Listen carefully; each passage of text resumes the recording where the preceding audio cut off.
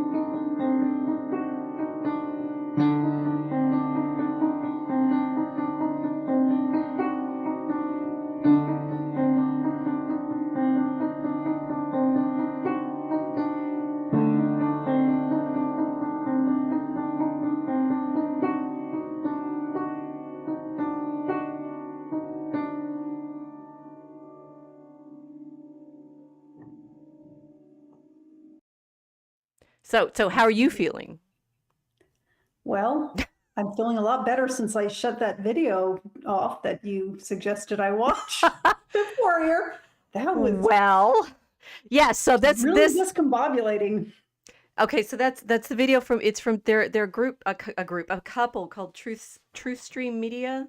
Truth Stream Media, and they've been making videos for like 12 years. I learned when I looked up their YouTube channel. That's interesting because I Yeah, assumed it was AI. I assumed they just fed a prompt into AI and it and pulled came all up of with, that out. I don't know. I and mean, they it was no, pulling up images directly that were directly related to pop culture and political references about AI itself. yeah. And about see that's what it's hard to actually remember. It's like that it's like that cocoa melon for kids, but this is for adults. It's like there's these really quick flashes of video and interviews and music and I found it disturbing that I actually understood it all as it was going through my head because there were bits and pieces of things I've already seen before. Right. So to let everybody else in on the what we've been watching, it's a compilation video. It's like 2.5 hours long, and it did take me 2 days to work through it. As you did, I got a little weary yesterday, and It was just disturbing. It well, was. I only made it 37 minutes, and I'm like, no, I can't take any more of this. It and was too and much. and it was in fact just a retrospective of 2025.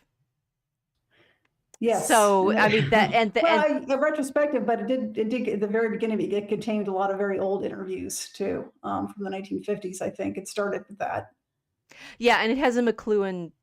Um, I think that's how Mel found it when she was looking for Mhm. McLuhan stuff, because it's got some McLuhan tags in it and things like that. Yeah, but Yeah, it's for sure. mainly just a month by month um, compilation of notable moments Yeah. for So 2025. what sparked my interest most in the 37 minutes I could take of watching this was when they got to Barack Obama, Mm. and he was asked a question, and he went, and it was like a glitch. He stopped, and then he recovered and said that he was the first digital president. I don't remember ever hearing him say that, but that was probably some talk he was giving 2025 because you said it was retrospective. So he thought I was the first digital president. I was the most photographed president, and a lot of AI has been created of me. I'm like, that's it right there. It's like that's going to be the excuse going forward for everybody if people if the president Well, or any elected official does something you don't like, oh, it's AI. It wasn't me. I wasn't there. It wasn't me who wasn't there who didn't do that, right? Well, see, this is I actually, so as horrified as I was watching through the whole thing, because it's, I mean, the background music is a bit haunting. So I think it's meant to make you feel unsettled for sure. Um, I Yeah, not all of the it's clips. There's a bunch of like Elon Musk going. Actually, I like that if you get to the very end, it's Elon Musk going, well, and he said this like in 2015, because they do a sort of retro. They do it at the end. They get to the retrograde where they're sort of showing you how the things that were said in the past now seem different because of what's happened now. So it's like reading the past through the present. And he's in mhm. 2015 saying, it's like thinking you're going to summon a demon and thinking you It can was control it. strange. And I said, I've been saying that all along. Based con, Rob, you remember when I said that? And you sit around hoping that you're going to make your little robot minions, but there's something Well, demonic in it, uh, whatever that yeah, means. that's what Alex Macris was talking with us about Right. Basecon too. It's like there's a whole lot of people that have noticed what you just said, and it's kind of freaking them out. Well, Elon Musk may have said it before I did, but I certainly said it before a lot of the people now are saying it. It's like, wasn't it obvious that this was where we were going to end up? Um, but the thought of going back to the Obama, right? One, interesting that you bring that up in the moment when there was just that kerfuffle over the Truth Social post that was apparently an ad I for. didn't. I just caught that in the last hour, and I See, didn't see it. in the moment, we have to be Yeah, in the moment. That constantly. so Yeah. apparently the Truth Social thing that ended with a clip of the Obamas as animals, that was not in fact it, according to Paul Joseph Watson's modernity post this morning. That wasn't actually part of the original video. It was whatever followed on immediately after, and it was like Trump as a lion, and there was apparently it was two different Oh my videos. god. So one version of this story, multiple versions out there, how do you tell what's true, is it was an autoplay problem. It played at one thing, and then like you're on X and you're watching one video, and sometimes they loop, and sometimes they Yeah. pick up the next thing, which you can never figure out where it comes from. I have not yet figured out how to trace those subsequent videos, so people could be watching and think they're the same video for sure. So some corner of my mind just asked myself if 300 years ago people were having the same kind of conversation about what was just read in the newspaper, and that we wouldn't have learned about this at all if not for it would have taken months, and now it's only been 7 days and we already know what's going on. How well you anticipate. You and I must have been talking for a while. A few years here and A there. little bit, Yeah. a little bit. Let's just say she just spilled the beans. It's not new.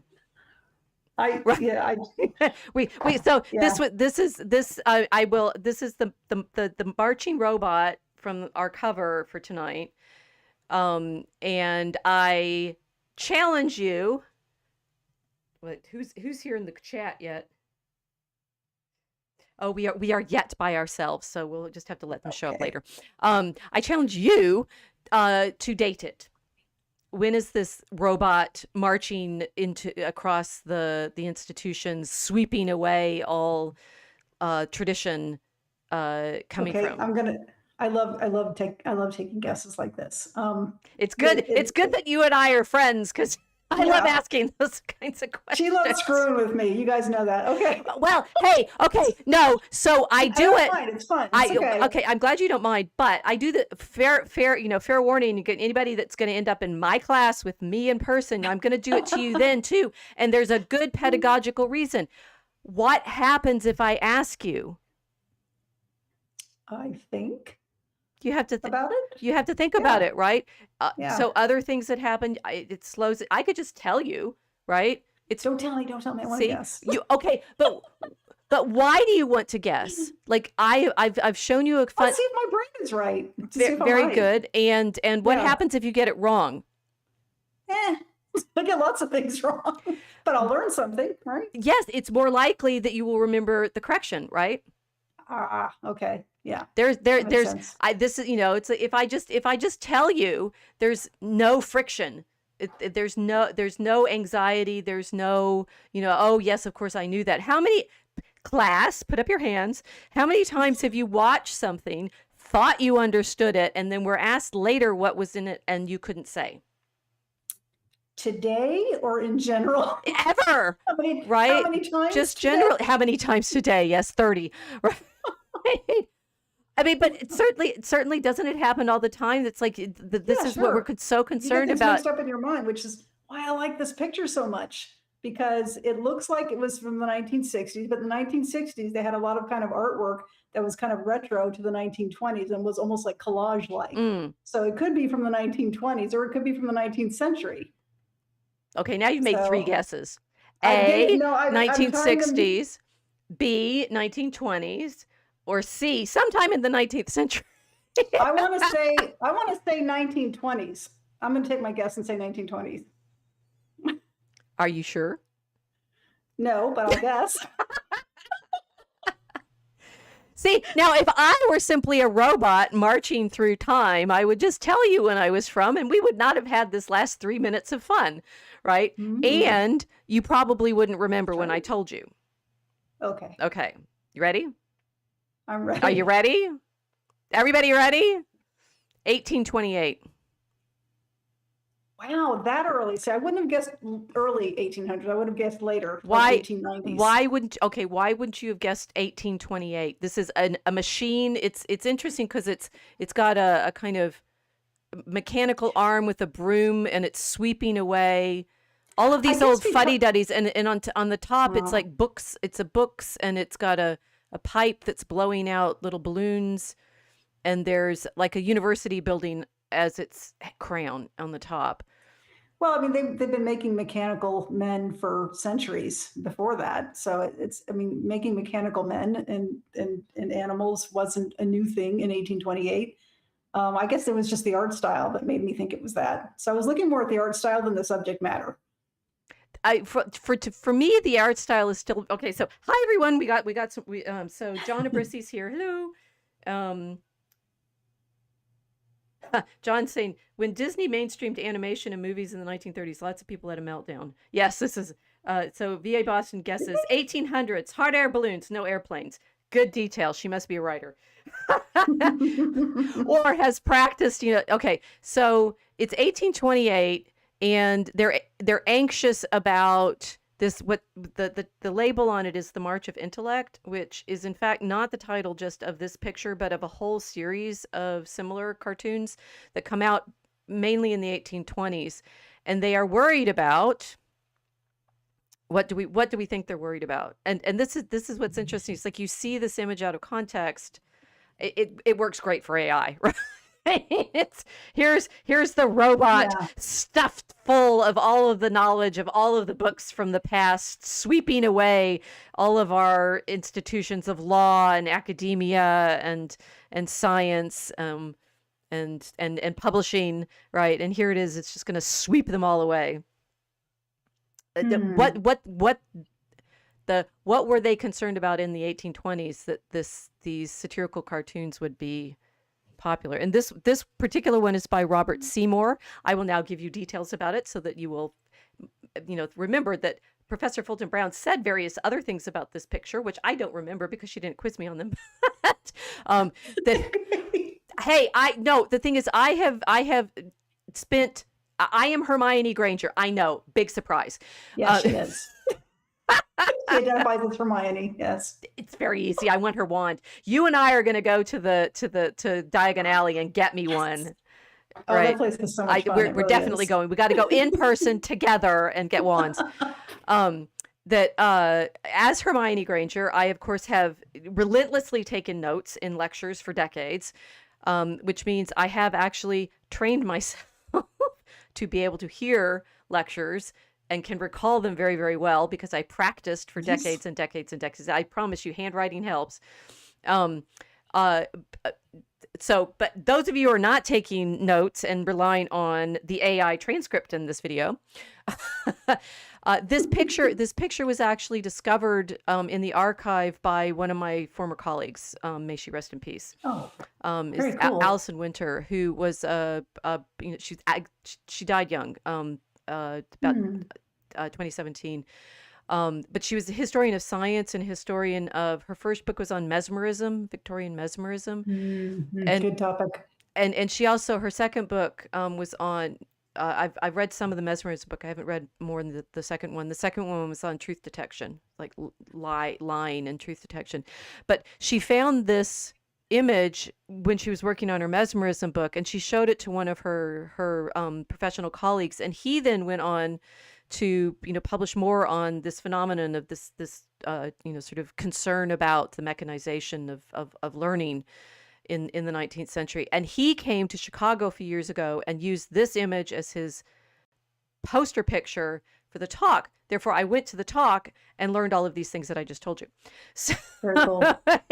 there's oral history behind the very fact that now everybody knows about this March of Intellect picture because Allison found it and showed it to her professor. So were they worried about the mechanization of learning? Yep. Was that the point behind it? Yeah, but what do they mean by that? I mean, it's clear that they're mechanizing learning, and what we would mean by it is this relentless, like literal mechanization with the robots of the sameness. Yes, all of that. Saying whose head is on the broomstick is the broom sweeping everyone else away. Oh, actually, I do know that, and I forgot. it was in. So I did know it. Okay, so I passively knew it and didn't write it down. Right. I'm sorry, I don't know. We can find out. The sort of, in what sense are they worrying about the mechanization? And this may surprise you. It surprised me when I was reviewing for tonight and looked it up. Does it have something to do with compulsory education? Not exactly, no. And you'd think that, right? It's like it would fit with 1920s because we're worried about everyone having to go to school in the public schools, which we now recognize as having that mechanical element to them. But they don't have those compulsory public schools in the 1820s. Well, I guess not everywhere did, but some places did. Some states did. Yeah. Massachusetts has some required education that early, yes. Okay, so other clue. This is made in England. Oh, okay. Yeah. That changes things then. Yeah. Yeah. So what would they be worried about in 1820s? Anybody want to guess? I'm going to make you all guess. Classroom. Everything has to happen with this give and take, right? This, like, it's not just Socratic. It's wake up, right? Can you think through the problem? Can you think it through? Can you think it through? Can you think it through? Get it wrong, that's fine, because now you're primed for new attention. They did in the 1820s in England that I remember specifically was not, well, they probably did a lot of things, but what sticks in my head is that they they decriminalized Catholicism. Um, Oh, hmm. this is part of it. You are on the right Oh, track. Some okay. of it has to do with fear of Catholicism. Although ironically not from the direction of, like not directly in the way you might think. Okay, so yes, they make it at this point though, still as a Catholic you can't have a position in Oxford or Cambridge. And when we talked about Newman a couple weeks ago, remember he had to resign his position at Oxford Mm, because he converted, and that was later than right. this. So yes, so the presence of Catholicism worries them. Also, communism, I think, or that was the 1840s. That was about That's 20 more years too early for that. socialism. Yeah. Yeah, that they're going to be worried about socialism. So it's 1820s, and it's they've defeated Napoleon, which matters. The English have defeated Napoleon, so they're feeling kind of But the bankrupt, high on the did, world. did they not bankrupt themselves doing that though, at least temporarily?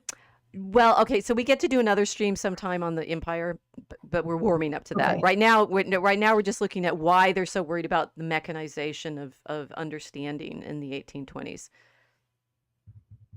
So what else happened in the 1820s? It was, What's interesting is the clue. besides Victoria was on the throne, but Is she, hmm. when did she? I thought she came on the throne after that. No, it was in the 1820s, We're I now think. looking that up. She sat on the throne for 60 years. So, I know. so maybe I was just putting her in my slides. 1839. She was very young. Well, she was born in 1819, and Okay, so she was I'm queen wrong. of she was queen of the United Kingdom of Great Britain and Ireland from the 20th of June 1837. So she is Okay, so not yet she's not yet queen. that's twice in a row. I'm like exactly 20 years off in my two guesses. So, And she died in 1901. These are all good dates to have in our right. heads. Yes, very Mm-hmm. good. Okay, so there's actually a clue in the picture about the specific thing that this cartoon is targeting, and it's in the head of the robot. Specifically, its crown. Let's see if I can see that.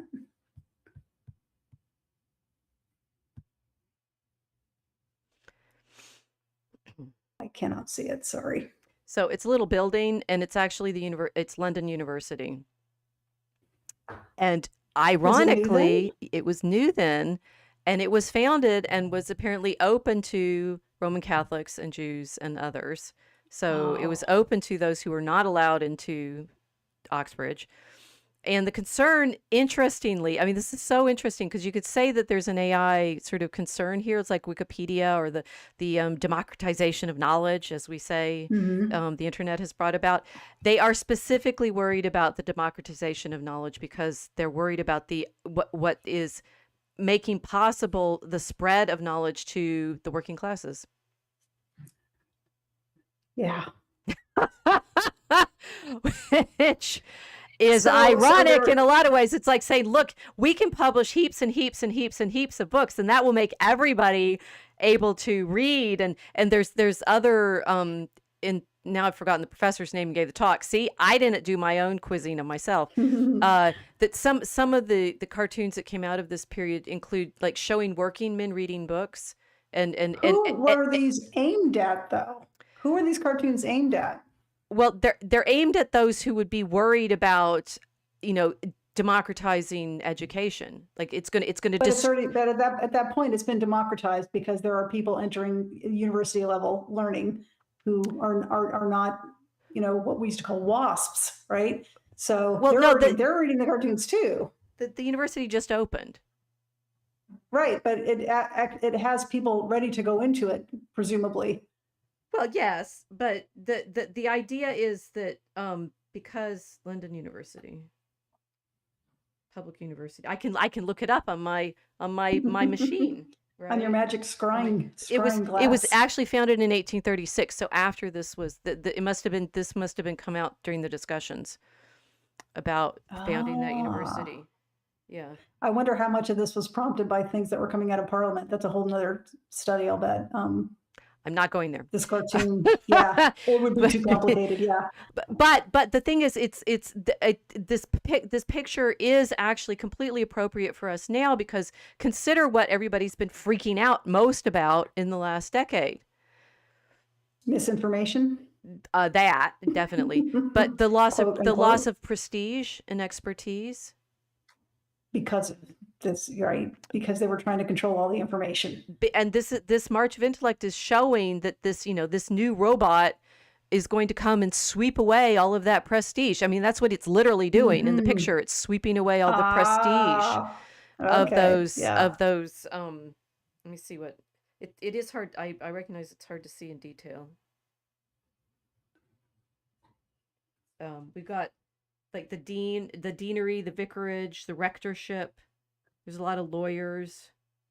So Mm-hmm. it's indeed just as has happened now with the because of the internet and all of the books being scanned and put on the online and being therefore made available. Oh my gosh, Gutenberg.org, right? Cheap, that now anybody can read any of this, and it's like crashed the feeling that you can have access to authority.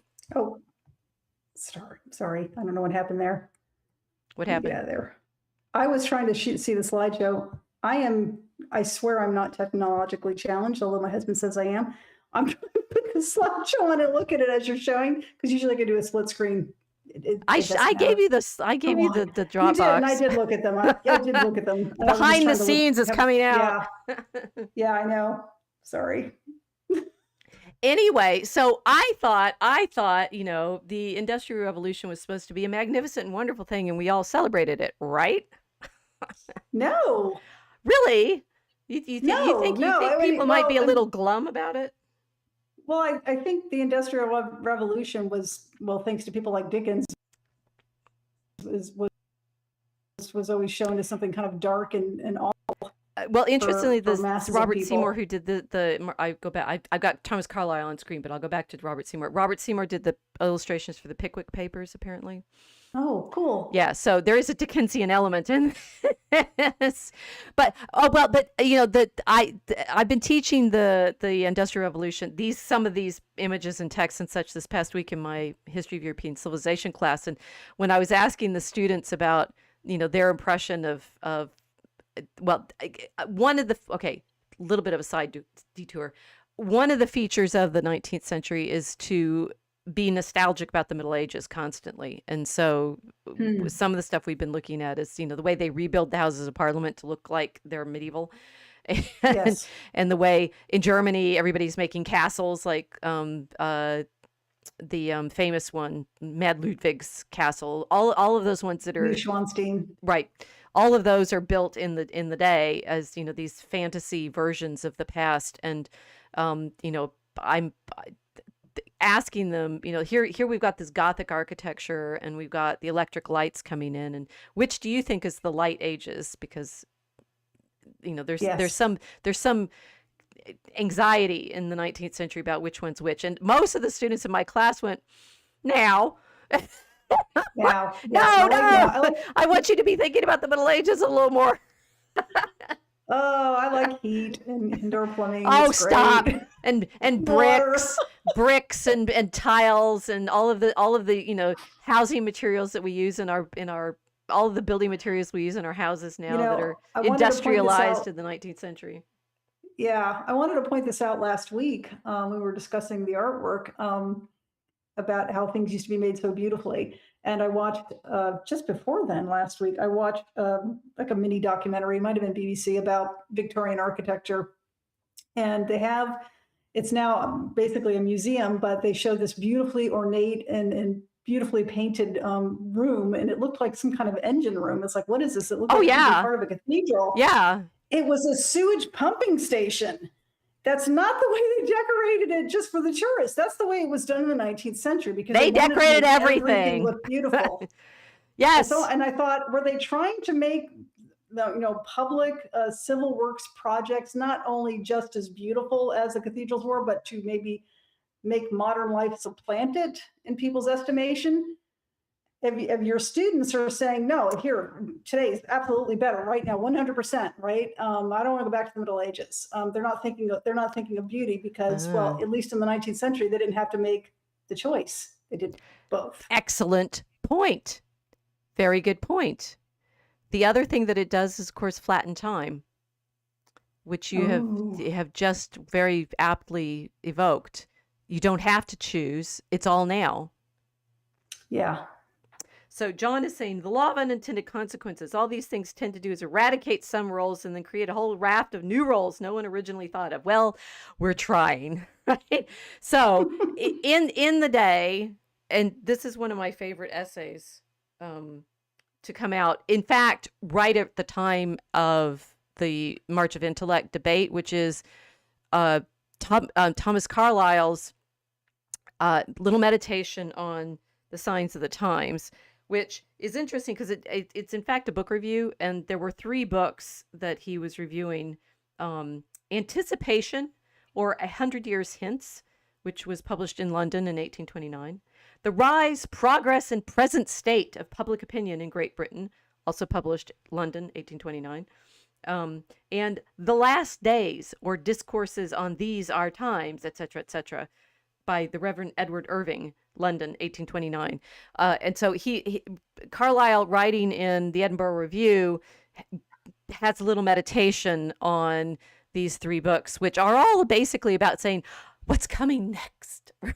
I've not read these books, so I don't know. But he opens with, it is no very good symptom either of nations or individuals that they deal much in vaticination. I'm like, okay, most everybody now is tripped because you don't know what vaticination is. I don't. I tripped over that word too. I was like, what is that? I'm sorry, I didn't have time to look it up before our stream. Basically, telling the future, right? It's Okay.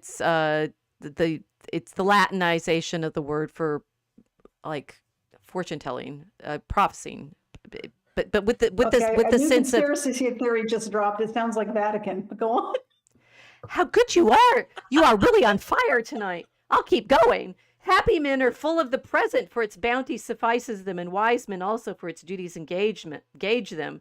Our grand business undoubtedly is not to see what lies dimly at a distance, but to do what lies clearly at hand. But he said, what's funny about this is he starts by saying, look, they're all trying to predict the future, but I need to talk about now, right? I need to talk about what's actually happening now. What's hilarious about this alleged book review is you get absolutely zero idea of what the books are about. I still, to this day, I mean, I've never looked them up. I don't know, because what he ends up meditating on, dour Scotsman that he is what I started with in the video tonight: how everything's become mechanical. So Oh, all of that I was sort of ad-libbing it, trying to remember exactly how he says it, but he's saying here, the present is, what's the present, right? What are we going to call this present? Were we required to characterize this age of ours, and realize he's writing in 1829, so nearly 200 years ago, required to characterize this age of ours by any single epithet, we should be tempted to call it not an heroical, devotional, philosophical, or moral age, but above all others, the mechanical age.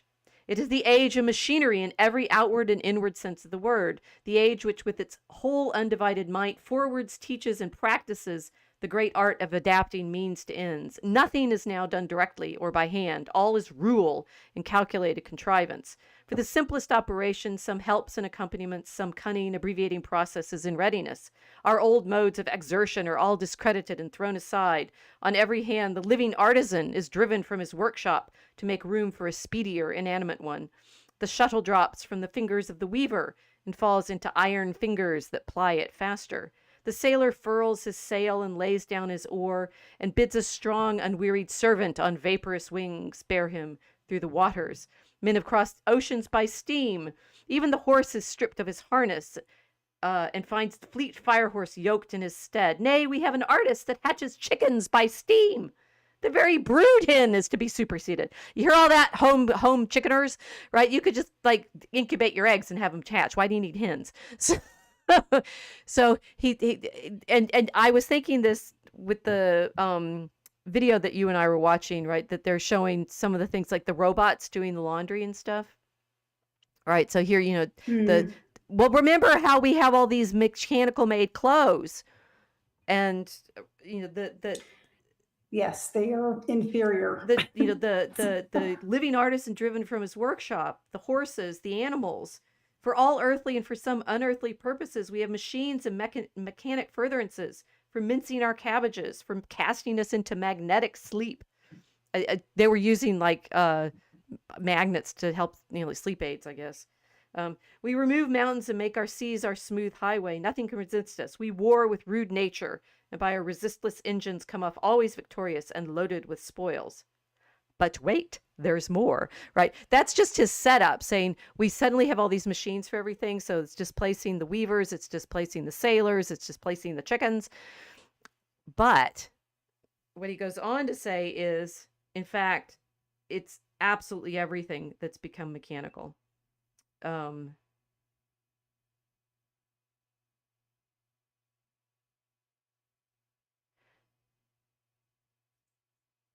I was looking up Wordsworth. I'm pretty sure he was Yeah. contemporary. He was Carlyle, and that must have been that must have been the a popular thought at the time. That's what we're losing something. We're losing something of our humanity. It goes on, and you guys could read it online because it's on the Victorian web. There you go. You can. You don't have to find the PDF version. You can find the mechanically read version, digitized. They're very, very. I'm kind of thrilled that they have something like Victorian web. Even as we're sitting here talking about, oh no, AI is going to kill us Yeah, all. see, see what just happened? It happens over and over and over again. So, yeah, Sparkly, he has. Yeah, I'm just like really distracted. But he has things like, so he says, everything has its machine now, including there's this wonderful passage where he talks about how no matter what you are, if you're a society or something, you have to have an institution and dinners and so forth. So that his general claim about it could, I mean, you could read this into that 2025 video, right? These things which we state lightly enough here are yet of deep import and indicate a mighty change in our whole manner of existence. For the same habit regulates not our modes of action alone, but our modes of thought and feeling. Men are grown mechanical in head and in heart as well as in hand.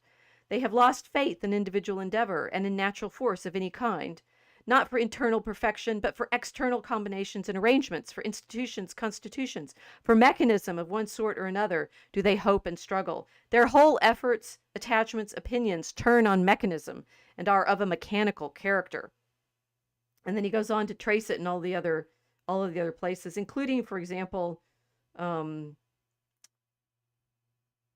physics, metaphysics, poetry. He has a nice little passage on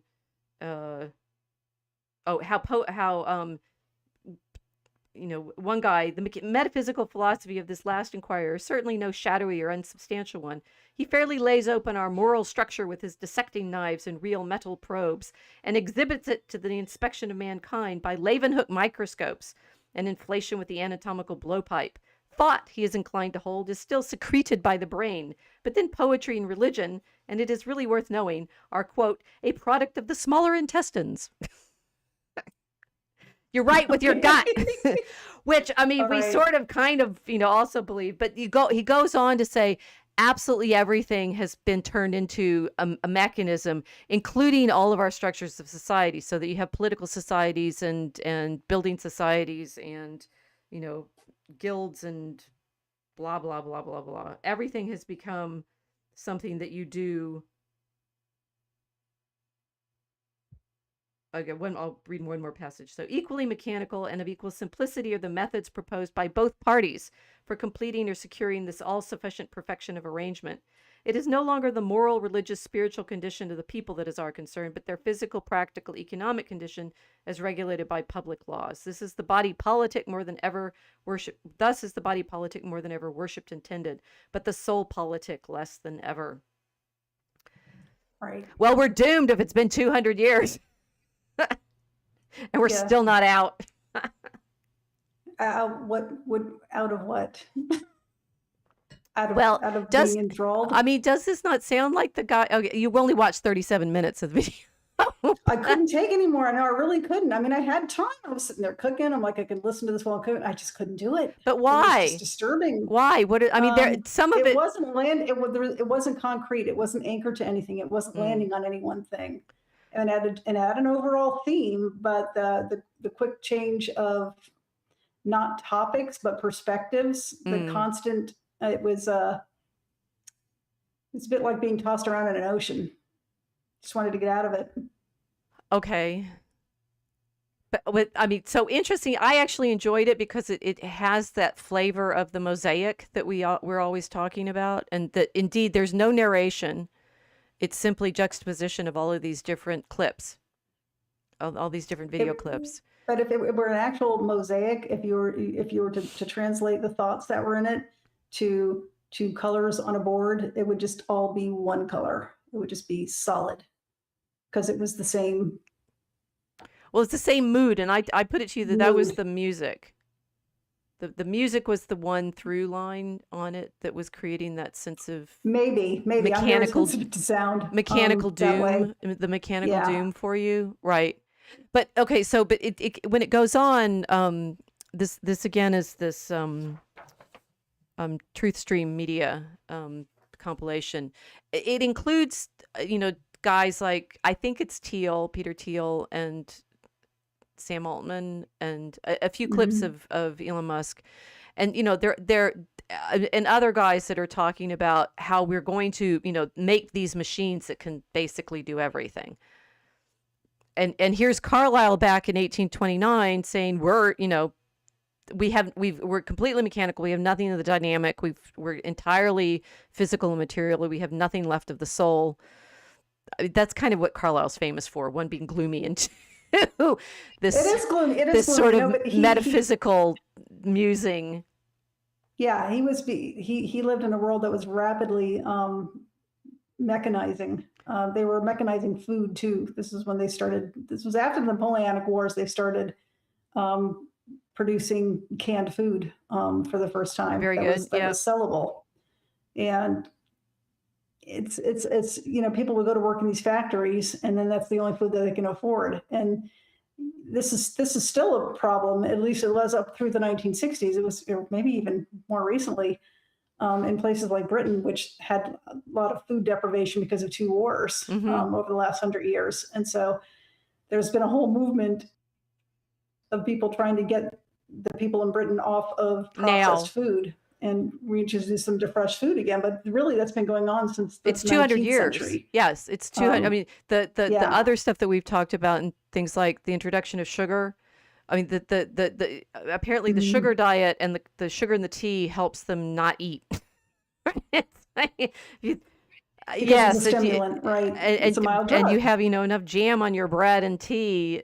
It keeps the pour going, working in all these. And what's funny is like the promise now, and this is it comes out in the text that we read for my class. One of the things we read is a essay from The Economist, who has an interesting journalistic history, but we're not going to worry about that.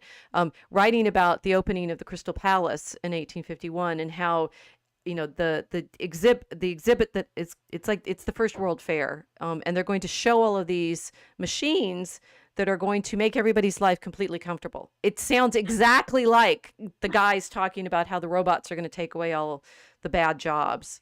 Right. It's Oh, the it's just self-driving it's car. the drudgery. You don't, you just want the drudgery of this, that, and the other. And Carlyle's back here in 1829 going, um, yeah, but now life has no meaning. Yeah. Well, it's a bit like when we talk about writing. It's like struggling through it is what makes it better. So it's not that you want people to struggle through life, but to take away any kind of motivation to do anything is going to make people miserable. They already are. That yes. Yeah. And what's interesting, I didn't expect to go here, but I'm also for our purposes in writing Act 5, which is kind of set in one of these halls, a great hall making these arguments. Mm. Been reading some more about the history of the drug trade, and apparently civilization is synonymous with drugs. That these how do you survive agriculture? Oh, you dope yourself up because it's so miserable. And the industrialization of the drugs, particularly from the mid 19th century, cocaine is a very industrial drug Mhm. because they have to isolate it. Oh, this I loved. It's a German graduate student in 1860 who isolates cocaine from the leaves so that you can like transport it. Prior to that, it wasn't very transportable. He died the next year. Of a drug overdose? We don't know, according to the book that I'm Oh. reading. No, the book didn't tell me. And then in 1862, the year after he died, Merck takes it up, like as in Merck now pharmaceutical. I'm like, Oh, is that even a conspiracy it's theory? Come on. there we go again, right? Okay, so They're just a cartel.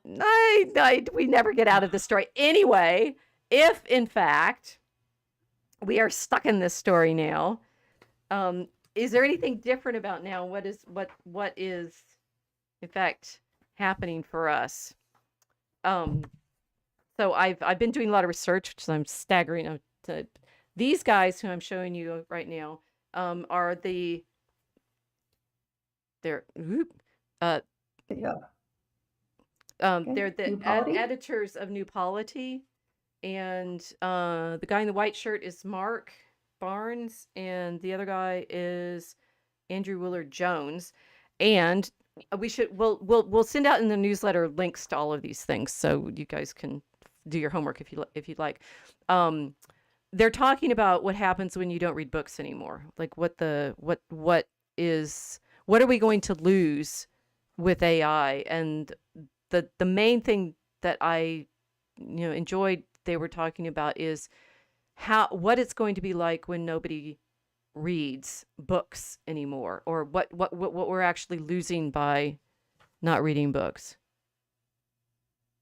Should we care whether people are not reading books anymore? I mean, it's like everything's scanned. It's all on the internet. Can't we just get it somehow? Why does it? I mean, it's like I'm me. I'm surrounded by books. Here's another book that we're Well, I talking think it's about more like tonight. people aren't reading at all, whether or not it's electronic or paper. Well, they're watching compilation videos, juxtaposed images. Mhm. Yeah, they are. Yeah. Why is that a bad thing? Why is that a bad thing? Well, it's hard for me to answer that because the kind of videos I've always watched first on television and now on the internet have always been more like educational type stuff, just because that's what interests me. But what are people in general watching now? I mean, they're watching brain rot. No. Just forget about the content.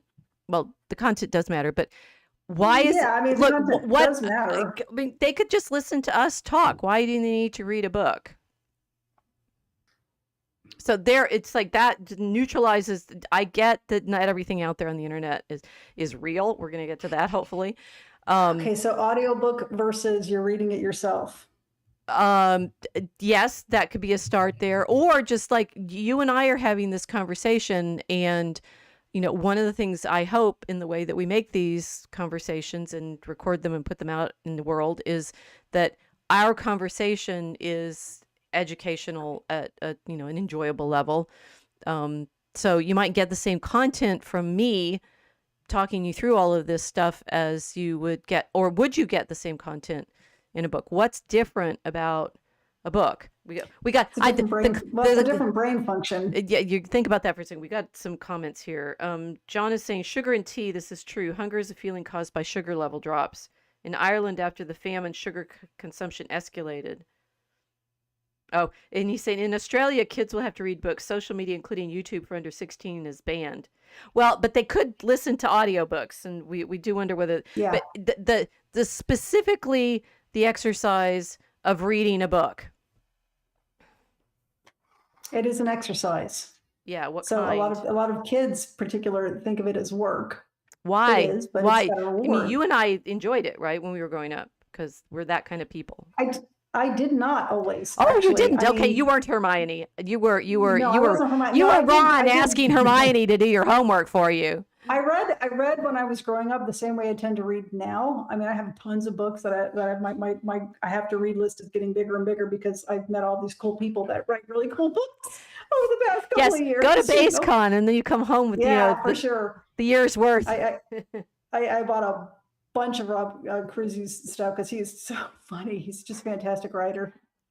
And you do fantastic research. So between the two of you, I've got a lot to read. But when I was growing up, I was the kid that would read the encyclopedia and the dictionary and National Geographic, and I would read short art magazine articles, and I would watch documentaries that were pretty well pretty well researched.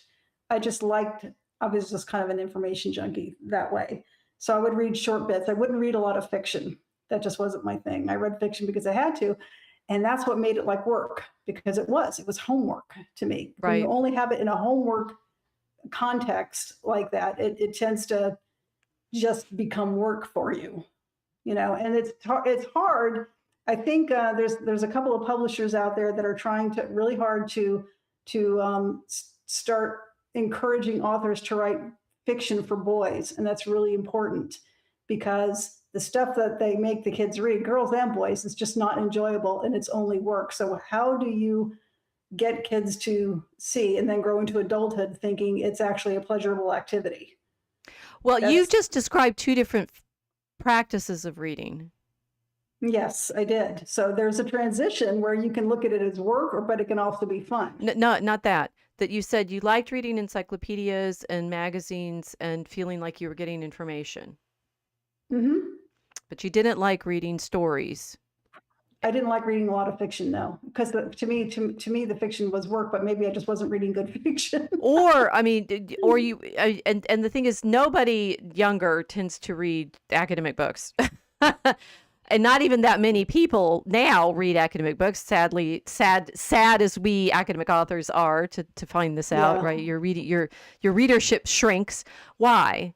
Like, what is it? And this is, and in fact, it's Andrew in the new polity video that I think just makes he makes a very clear case, one of the best I've heard, for what it is that a book does that is, it's what we actually, if you come and you study with me at the university and you go through not just an undergraduate class, but graduate training, and I get you into writing longer papers yourself, and you have to read a lot of books, and I'm training you how to use a book to understand what kind of thing it is. And it's like, it is an exercise. It's a discipline. It takes a lot of stamina to get to the point where you can do what with a book. And it's like, if you think about why it's difficult to do it, it starts getting into what it is that is special about books, that indeed, I mean, I was yesterday, I was reading in like reading about drugs. Okay.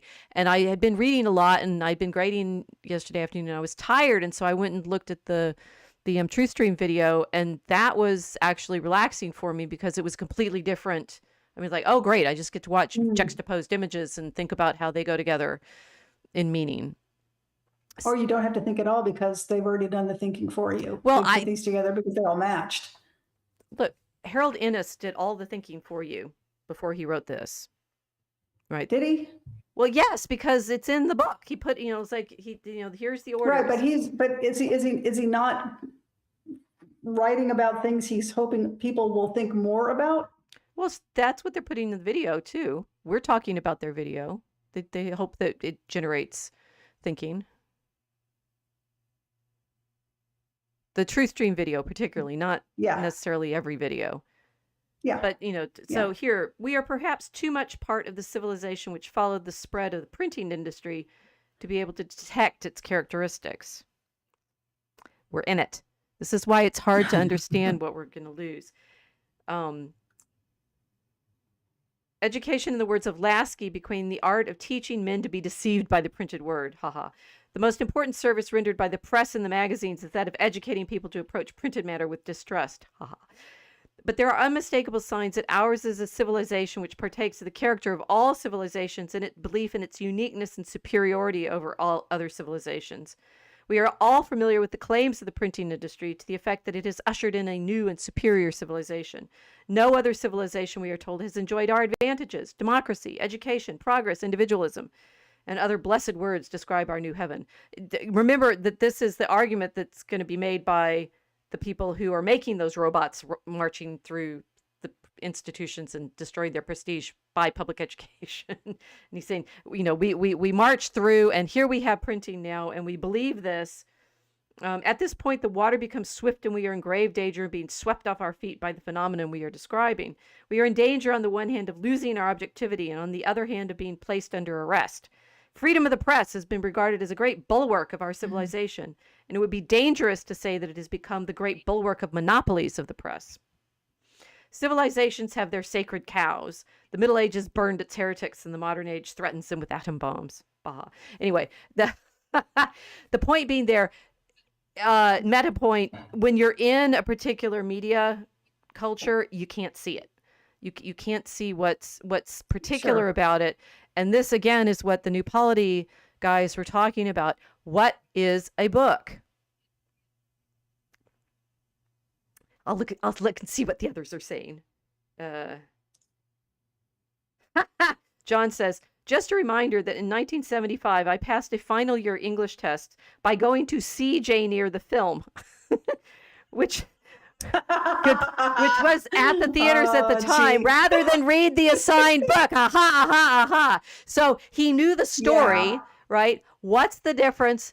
I mean, it's like to think of the watching the film, we've been talking about, engages your attention in a different way.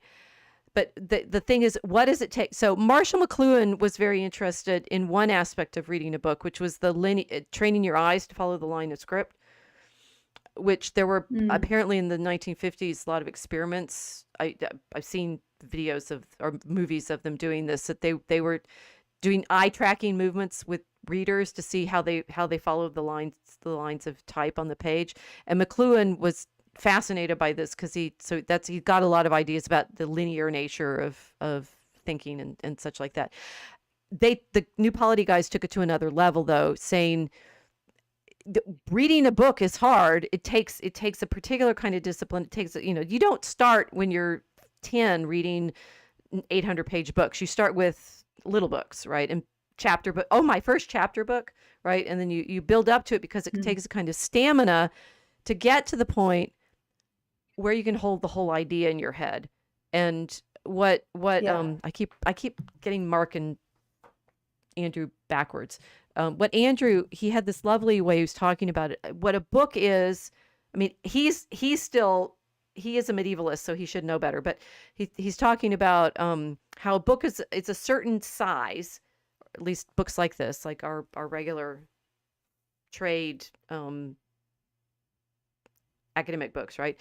You can hold it in your hands. It's like it's single big thought, right? Which is why super long books are hard to read, because you have to hold the beginning of the book in your head all the way to the end to make sense of the book. And if you can't remember this, I think students complain about this, right? It's like if you're reading and you can't remember everything that you've read, you can't follow the argument. Yes. It's a very specific kind of mental discipline that it takes. And it's a very specific kind of mental discipline it takes to set the argument up and sustain it as a writer through all of the steps and all of the evidence and all of the documentation that you have to do to make an academic argument. Now, what's interesting about Andrew making that argument as, something we're losing in the McLuhan sense, well, yeah, of course, because it's hard to feel when you're in the present of media that can give you information otherwise, like watch the movie instead of reading the book, why you would be sorry about losing the book, because and this is that cartoon that I had. Yeah, well, if you're just testing to a certain number of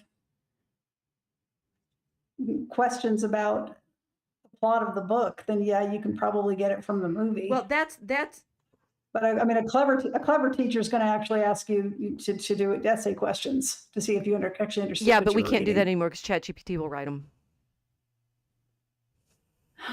Not if you make it do them in front of them on a blue Well, book okay, so but this, you're right, but then handwriting. this is like the machine problem, saying, okay, we had to make them do it physically by hand to make sure that they remember what they've written. They have to do it on paper. They have to change the medium in which they're doing it in order for the Well, they just have to show up and yeah, you read this book. Okay, show up in class, and you have to write an essay in front of me with a pen and paper. right. Okay, so that's going to take a lot more time.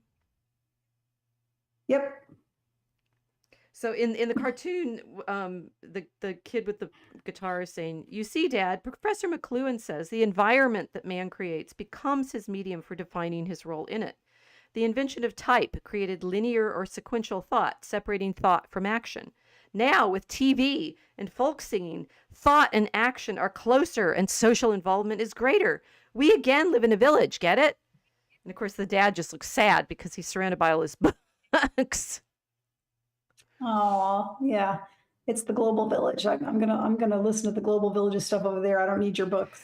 Keep Well, going. okay, and this is what I hadn't thought McKinnon of that. Innes, who is McLuhan's, inspiration. It's like not directly his teacher; they were colleagues. Um, is saying is each culture, and I fumbled this a little bit. I didn't get the order of argument out clearly, which is another part of the problem. It's like I need to, when we do these conversations and I've set up a point that I want to make in my head, I have to make this point and then this point and then this point. It is mathematical in the sense that every step has to be there, otherwise I flubbed it. And Mhm. the point about, okay, so I wanted to make the point about the book argument, saying it's a particular kind, and I made some notes for what he said. See how verbal I have to be, and written and scripted in order to make this. Yeah. Um, You're gonna get different, you're gonna remember different things from reading than you would be from listening or watching. yes, which means, hold that thought. Okay, so what Andrew said, the loss of the book is a single thought contained in a format meant to be held in the hand, a sustained idea worked out by a single mind. And he's saying, when we no longer read books anymore, we're not going to have that discipline of thinking to be able to work through ideas in that fashion. And my sense is, as someone who has to teach people to get through books like this, it's really hard. I mean, one of the major things you do in graduate school is you do your orals exam, which is read a big stack of books and then have to talk about them. And to do that, you have to put them in your mind in a fashion that you can reproduce elements of the argument ad lib. Mhm. People who've not gone through this don't get it. Just, I mean, simply, truly don't get it. And because it's from the outside, it's like, how do you explain why you know how to play that chess game really, really well? You just do.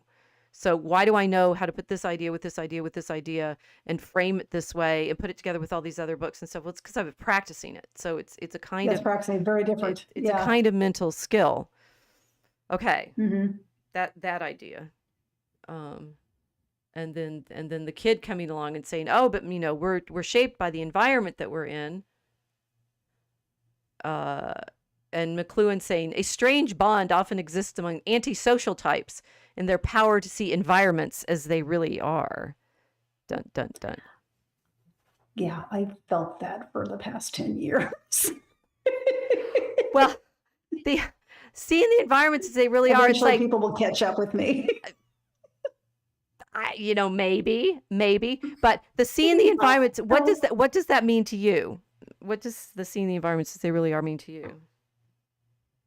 Well, to me, it made it. Well, maybe this is what he meant by the cartoon, but I saw that. I thought, yeah, yeah, antisocial. Well, you're not necessarily antisocial. It's just that sometimes you can see things around you going on socially or politically that other people can't see yet. and it may take them longer to get there. So this is the huge question that Innes plus the New Polity guys plus McLuhan is helping, I hope, us show. What is the environment that we're trying to see right now?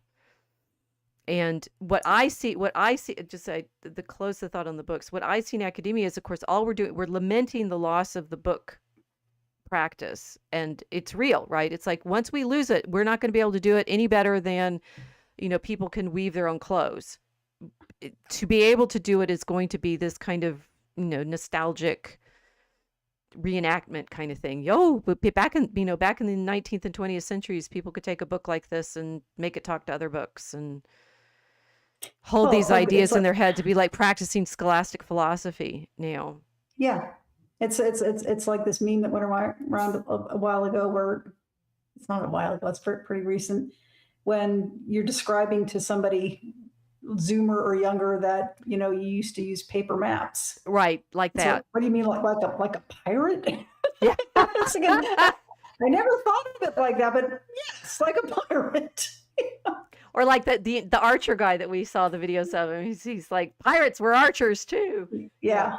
Yeah. So this actually, I was thinking about this on Wednesday before I had all these conversations, and I was going to a workshop where we had a visitor who was talking about using the late medieval fight manuals to understand the practices that they were showing, and how hard it is to figure out. I mean, they've got like descriptions, mnemonic descriptions of what to do and drawings and things like that, but there's still missing information that you can't necessarily figure out without testing it and practicing. Yeah. And I was saying, but these are all like skilled fight techniques that Daniel Jacquet told us about, that were in fact used to train men in the towns who were responsible for like militia service, or like you have to be able to be there, like the guy, and there's guys now in the world that are using these fight manuals to relearn these skills. There's a group here that does it in Chicago. Very cool. So there's this whole repertoire of physical techniques, physical practices. We practice doing this thing with a dagger, and like how can you trap him and stop him and stuff. Like, main lesson: don't get in a fight with a dagger. But and if you do 20 feet minimum, and anyway, all of those skills, which we can only like hypothetically reconstruct from the hand manuals that were left, were rendered utterly obsolete by the gun. I mean, it's like I'm a fencer, right? So I, do these strange things with swords, but everybody's seen the Indiana Jones movie. Right? If you're sick and not feeling it, you just shoot him. Right? Just shoot him and go. Right. Right. So, yeah. And that, it feels to me like that. It's like realizing reading books is like those fight manuals as a skill, right? It's like all of these movements and repertoires and embodied knowledge of how to sit still long enough, how to hold your mind and attention for long enough, how to, over time build up your understanding of the argument in the book. And then you can go on to write book reviews like Carlisle did, is a physical, mental skill, just like those fights that it's going to evaporate and be gone. Yes. So does that mean we all just get stupid? It means we get slower. It doesn't mean we get stupid. I mean, your brain is still healthy. You can learn it. I had an interesting discussion with my son recently about, because he reminded me of something I'd forgotten about, because it's been so many decades since I was in his age. But when you engaged in a difficult or just even strenuous physical activity, it actually helps your grades. Yes, it definitely does. And so it's this mind-body connection that probably is present in the book that actually does make you smarter when you're reading a book, as opposed to listening to something. It's a completely different function. It's physical function that's different from just listening or watching, because you're engaging with the word on the page. Your brain's engaging differently. Well, the thing is, I actually think if you're listening, that I mean, I would said that people who just go and listen to lectures don't necessarily remember everything. So listening of itself needs to be active too. You need to need to engage with the listening. Yeah, well, the notes I took when I was in college, they're ridiculously long. I should have taken shorthand. Look that up, kids. Used to be a thing. to take the notes of Invented the. by Cicero's secretary. They're so-called Oh, Tironian interesting. notes. Yes, they go back to Yeah. antiquity. So they were. I tried to basically write down everything my prof was saying during the lectures, which is not the proper way to take notes, but it did help me remember. I needed to write Yes, to be able to remember this stuff, or right. I wasn't going to remember it. Okay, so let me try this again though. All of what we're describing are practice, recognizing that learning is a embodied practice, Yes, and it it's physical. takes all of this engagement. But if we as a culture, and this is a still from the why can't I remember their names? Truth Stream Media. This is a still from their video where they're juxtaposing this tweet with a little Instagram video that they found. The Instagram video I will also link in the newsletter tomorrow. Brad Nesick has a wonderful McLuhanite meditation on the artist as the early warning system of culture, where he ends up doing a McLuhan reading and saying you need the artist to be feeling these changes first and writing poetry about it. I'm like, yeah, present, Yeah, right? correct. That's right, and that's what Wordsworth was doing, and that's what Carlyle was doing in prose. Same thing. And engaging with the culture. It Yes. is when we go through this transition and saying, okay, so the artist may be able to take us through, and we did like, are we simply going to be stupider once all the books are gone? I don't think we're going to be the Eloy. No, I mean, because you can bring them back. So, but it's a trick question. You should know me. Are we? Are we? Are we? Sometimes I forget I'm the mark. Anyway, You're always you're my student. I need. It's like we've got some of them in the chat who are helping me out today. Although, say John is saying I'm currently reading a biography of Mark Twain. It's 1,000 pages long. Oh, how's that for a big book? I'm up to page 170. We'll ask you for a book report. It's a trick question because we're going to. Here's a guy writing a book in manuscript. I am trying to do this like with some kind of. Okay. So here he's writing a book in manuscript with his quill, and he's juxtaposed with the guys in the newspaper office and their typewriters. Right.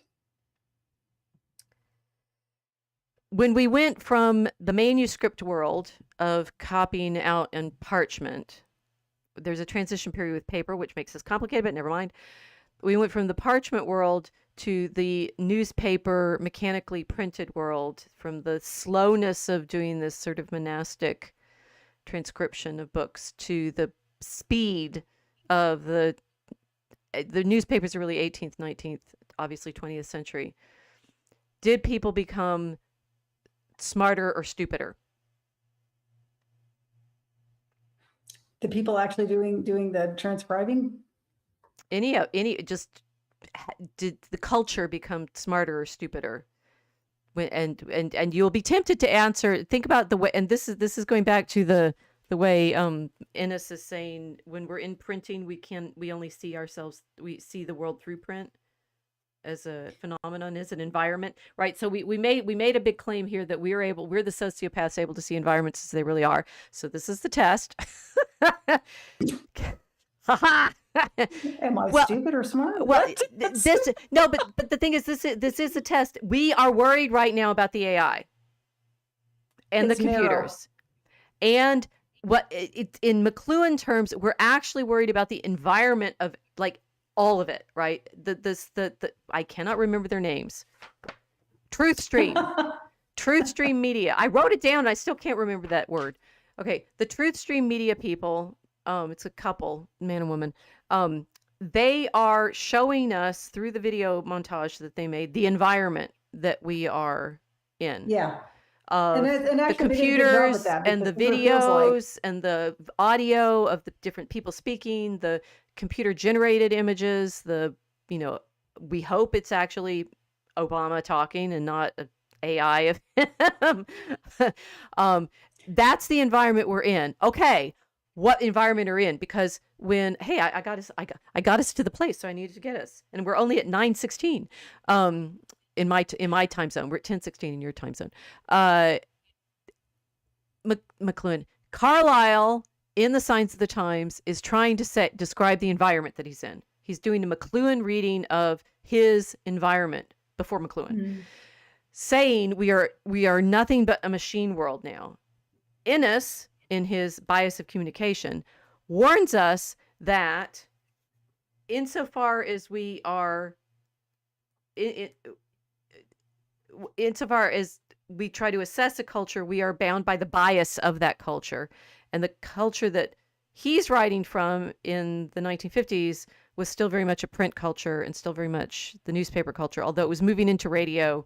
He died in 1952. And by the time McLuhan died in 1980, we'd moved into television, and we're just on the edge of starting to have computers. Okay, the environment that we're in, what's the effects of it? Because that is what we're all scared of. That's why we have these images like this one from the video. Brian Rommel saying, "Who sees the frontier of the AI revolution first? It is the artist, as always. Just seems most folks don't know this history. Marshall McLuhan knew it, tried to inform folks decades ago. Doing my best to help out with AI builders and AI haters not understanding." Understand?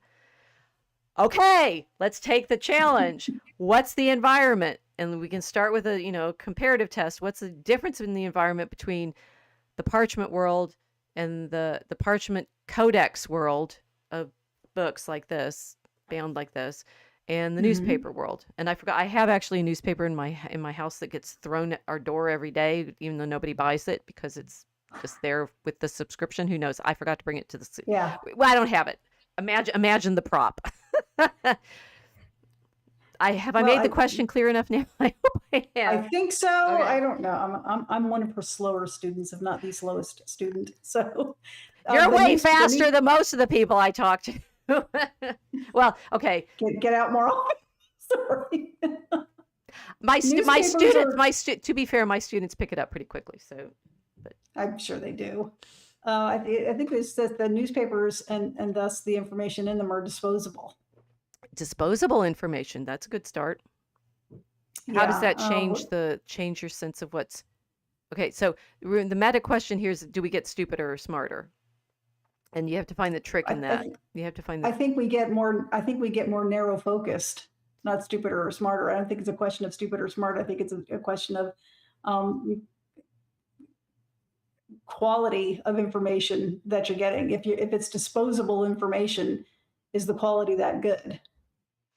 Okay, hold the idea about quality, disposable. You're almost to recreating Innes's great insight.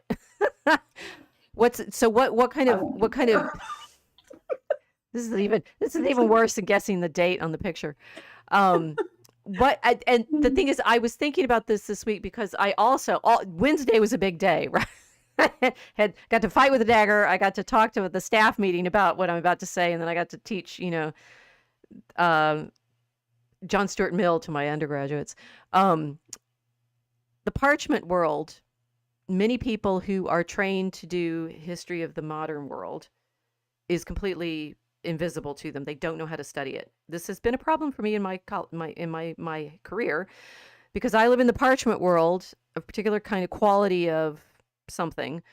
And when I wrote Marrying the Art of Prayer, book behind me somewhere, and I tried to show what it was like going out of the books of the manuscript books, the parchment books of prayer and liturgy into the world that I think they help people participate in, my colleagues got lost and said I wasn't doing history anymore.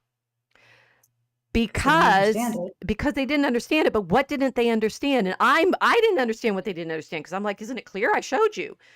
But it's taken me, almost a decade to get to the point, thanks to everything we've been living through and talking about, to understand why they couldn't see what I was trying to show them.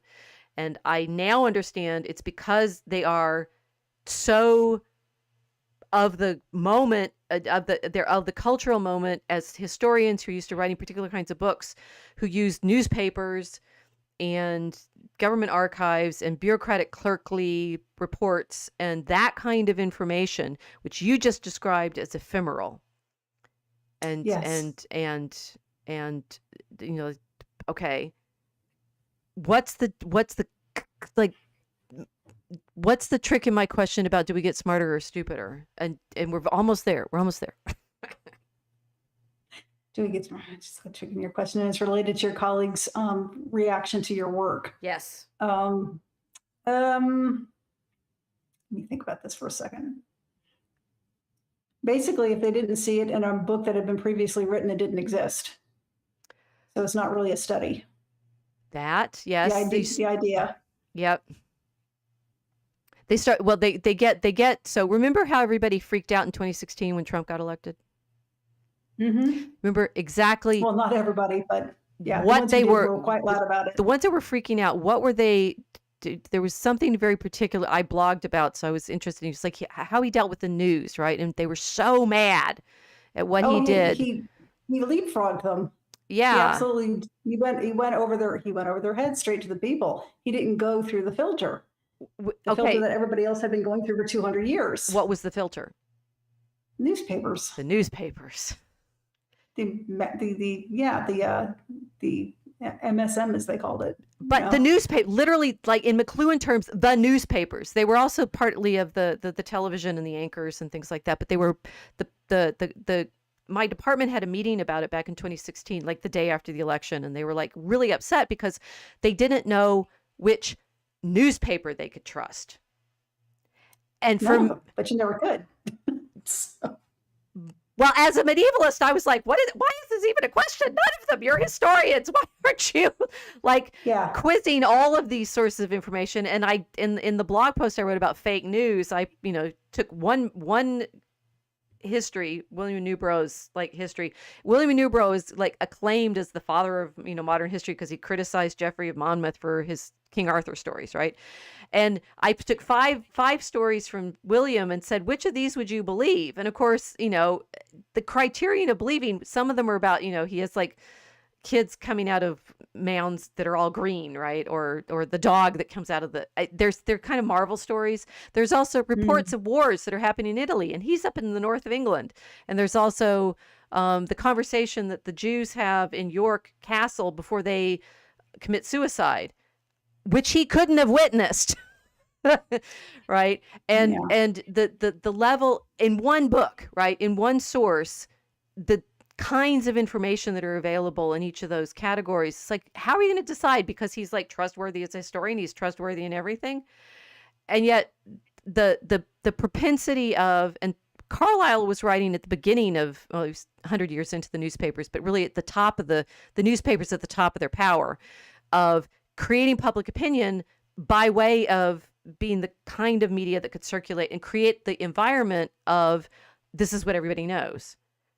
And then we have 2016, and because Trump used social media, although Obama thought he had, but Trump really did, social media instead of the newspapers, everybody was like, oh my gosh, we don't know what's real.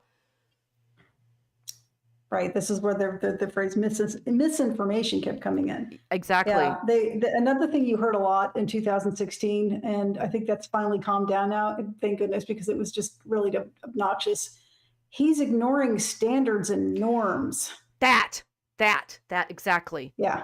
They're reacting to, and what's interesting about, our AI, it's like the Truth Stream video goes back in time back into the aughts, right?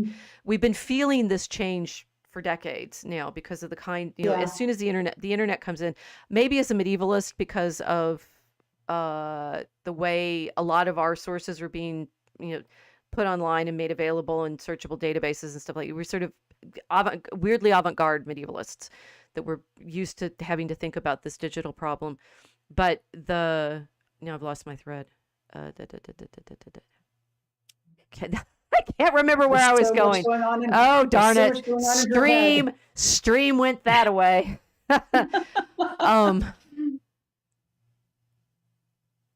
Okay, help. I'm trying to, but my head's, I was just thinking that how discombobulated they were. They were discombobulated in 2016 about everything changing overnight. the way I was when I tried to watch that video. Yes. Yes. It's like it felt like I said, being tossed around in an ocean. I couldn't do it.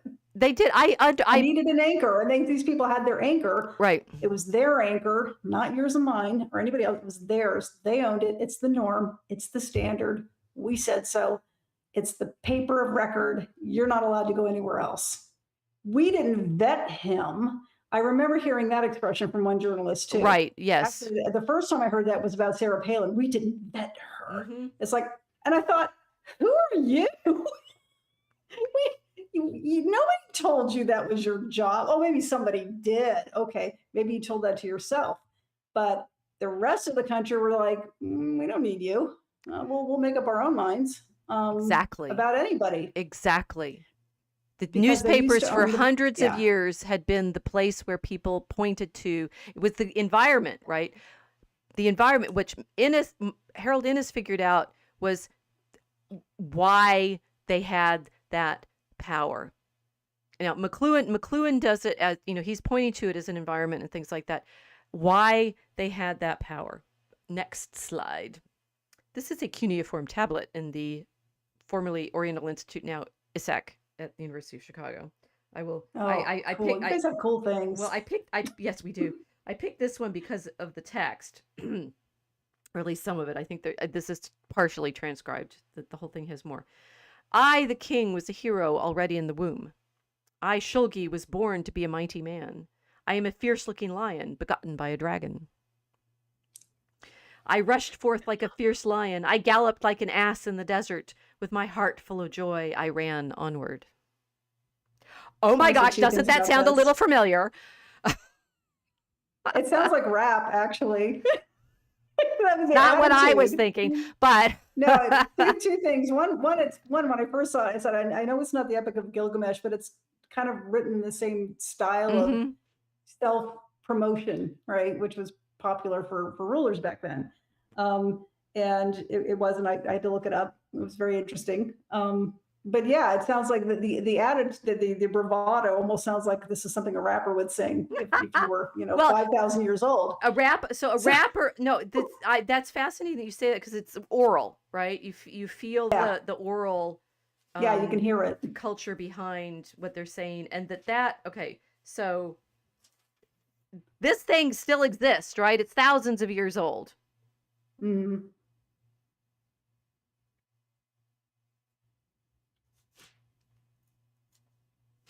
Okay, I'm doing this too much off the top of my head. I won't find that. To me, it sounds like a psalm.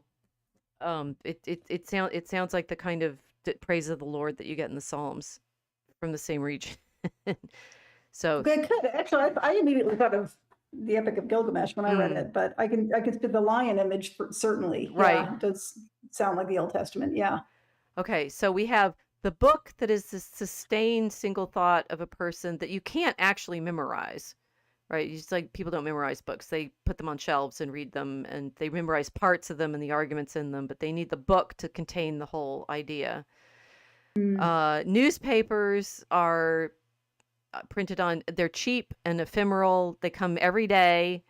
They, the news cycle is this daily cycle that changes, but you need to be in it to know what's going on, versus a clay tablet, which is basically a rock. Mm-hmm. And Innes started thinking about the different effects of these different media on empires. What kind of empire does a newspaper create? An information empire. Okay, go on. Do I need to say any more than that? Yes. I can make you do all the reading, or I can just quiz you until you figure it out by yourself, and then you don't have to do a reading. Struggle. Yeah, I mean, they created an information empire. They have cornered the market on truth. What is truth? Good question. Truth is whatever they say it is. It's a circular argument. Yes. Right. Exactly. That was my question. Are we going to get stupider or smarter? It's a trick question. It's not the question. The question is what counts as knowledge. Mm-hmm. right? And then when Innes is saying that, I'm suddenly like, oh my gosh, the right, the different medium, and this McLuhan was getting it from Innes, and it all will sound somewhat familiar. But here we'll show you a mosque and a radio tower just to help this meditation here.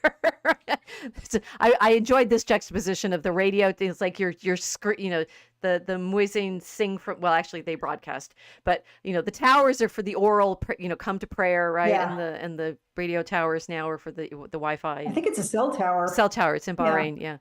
um, that the kind of thing that counts as knowledge is tied to the medium in which it is carried. So, and this was Harold Innes's huge insight. He doesn't get quoted as much as McLuhan, so we're adding him to the stream now, right? What Innes realized was some empires are in time. They use media that are very, very durable, like stone. I think the cuneiform tablets are a curious problem for him because they okay, so he had the chart. Here's a chart. With durable media, stone, clay, and parchment, you have they're heavy, right? So you can't carry these tablets around, right? They're not something you stick in a pocket and carry around. It's like archives. Biased towards time, duration, oral tradition, which is why your insight to think it sounds like rap is accurate, continuity, poetry, religious government, language, spiritualism, communal man, the ear, the land, decentralization, and hierarchy. So that's all of those things fit with the cuneiform. Like it's poetry, it's religious, it's communal. They're all empires like this with durable media. This holds for parchment too, because the parchment is literally animals. That's true. Yeah. It's in order to be the guy sitting there making that monastic part. It's a continuity of life. It's continuity of life. You need a lot of animals to make a single parchment book, so you need to live in a place where there's a lot of animals. You can't mass produce them any more than the animals can produce, right? So it's very poignant. I mean, yeah, it's a living animal, and you put the ideas on it, and they're like living ideas. They're not going to go away. You don't put gossip on it. Right. And what I was trying to describe for my colleagues was something that was written on parchment. It was prayer. It was temporally. I just realizing this. One of the things they were most upset by was this argument that I made that the prayer tradition that I could see in the 13th century in Europe had elements in it of all of this, right? It's oral because you're saying it out loud because it's prayer, right? You're reading these prayers in the liturgy. It went back in time to basically the time when that cuneiform tablet came, right? It's like it's back into, and my medievalist colleagues, because we're all in the present now and we're used to books on paper and newspapers, they were like, but nobody would know that. You couldn't know that in the 13th century what the lady of the temple was like in 300 BC. That's impossible. And I'm like, but I can show you it's still there. They're completely consistent with their imagery. There's this very consistent repertoire of images that they're using over and over and over again, that they've been using these liturgical texts for 1,000 years at least, from at least the Council of Ephesus, and we know that they were using it before that too. It's still there, right? And it's still there in the documents of the dogma of the Immaculate Conception and the Assumption now. It's time. It's an empire that endures through time. It's hierarchical, decentralized, oral, poetic, all of these things, right? So that media, newspaper. Whoops.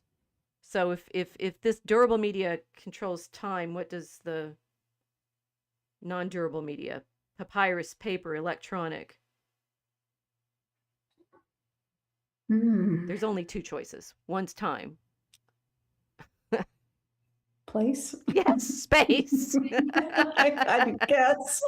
Which it's like the newspapers can travel, right? And you send them out on railroads Yeah. and ship them around. And I even get one, even though I don't even pay for it. Light, bias towards space, written, discontinuous, right? Nobody remembers anything from day to day, because why would you? News, it's focused on the secular and the military government, armed forces, materialism, individualism.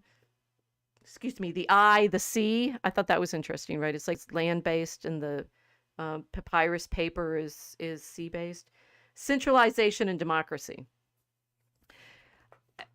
All, it's like, so this I find interesting. It's like, so where does the AI fit now in our Well, what environment are we going space. to be Yeah. in, given these insights of effect between time and space, and there's I do understand now why I was having so much trouble helping my colleagues see a parchment based practice and culture. What I want to understand now is what's going to happen to us now when we're in this AI environment, this computer environment. Well, I'd see it as disposable as well. Those ones and O's are disposable. Uh, let's see what the chat's saying.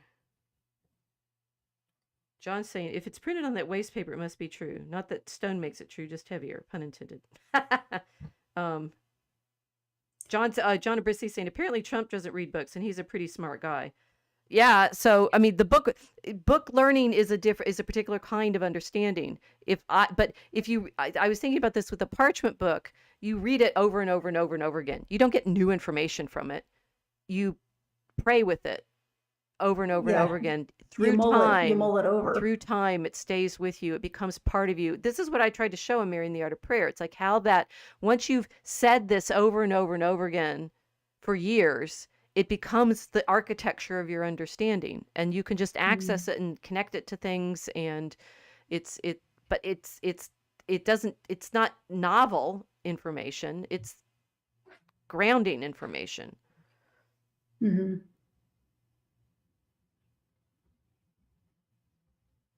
Okay, this is my genuine question at this point. I don't really have an answer right now. It's like, so what do we do with the, it's like what and now to think about what you were able to see in the Truth Stream video. What kinds of things are we noticing? Once we've got to the point that I always like to get to in class. It's like, okay, now I've gotten you to where I am. What is our environment going to be like, surrounded by these giant data centers? I mean, that's. Well, go ahead. You don't mean literally the giant data centers. You're just talking about the information they store and send out. Well, no, I mean, in McLuhan terms, you have to look at the giant data centers as part of it. Because just like they suck up a lot of water and energy, I know that. They suck up. They're very land dependent. So that maybe very energy dependent. Very energy land. So the other thing that Innes realized is he came to the paper understanding because he was studying where the paper for the newspapers came from, which was Canadian trees. Right, it's like the huge forestry industry to make pulp paper so that it's cheap and light and it travels very easily. Mm-hmm. Cheap, light, and travels very easily, just like electronic information, right? Well, the thing is, I don't know, because I think cheap, people are freaking out. The Johns in the chat are reminding us about the Washington Post right now, right? Laying off all its writers. Yeah. What? Well, it's what's interesting about that is they don't understand that they're irrelevant. I don't like saying that about people. I take no joy in that. No, they don't. It's a fact. And that's, it's this trauma that we're going through is the trauma of the change in environment. And what the Truth Stream video is showing is we've been in that environment for a while now, like probably decades. Mm-hmm. Some of us, hopefully, are making art that shows our reaction to it. Mhm. and our understand. But the thing is, even I say I wrote Mary in the Art of Prayer starting in 2004. It took me actual writing it from 2008 till 2016. And I'm only now figuring out what I was intuiting when I was writing it. So yay, I'm an artist. But You are. I mean, it was frustrating as an academic because I was trying to make this argument about the art to the academics, and I couldn't show them. Mm. Do you think if you showed them now, they would understand a little better? I think so. Yes, I'm starting to find the way to show them because I get the McLuhan stuff, I get them Innes stuff, I get the explaining something like if you practice it with your body, it becomes a different kind of knowledge than if you don't practice it, Mhm. which is I'm big on practice, right? Again, a lot younger readers really like what I've written, um, and are writing to me, and they're using my scholarship in their studies and things like that. So I'm like, okay, so what was Wonderful. it's great.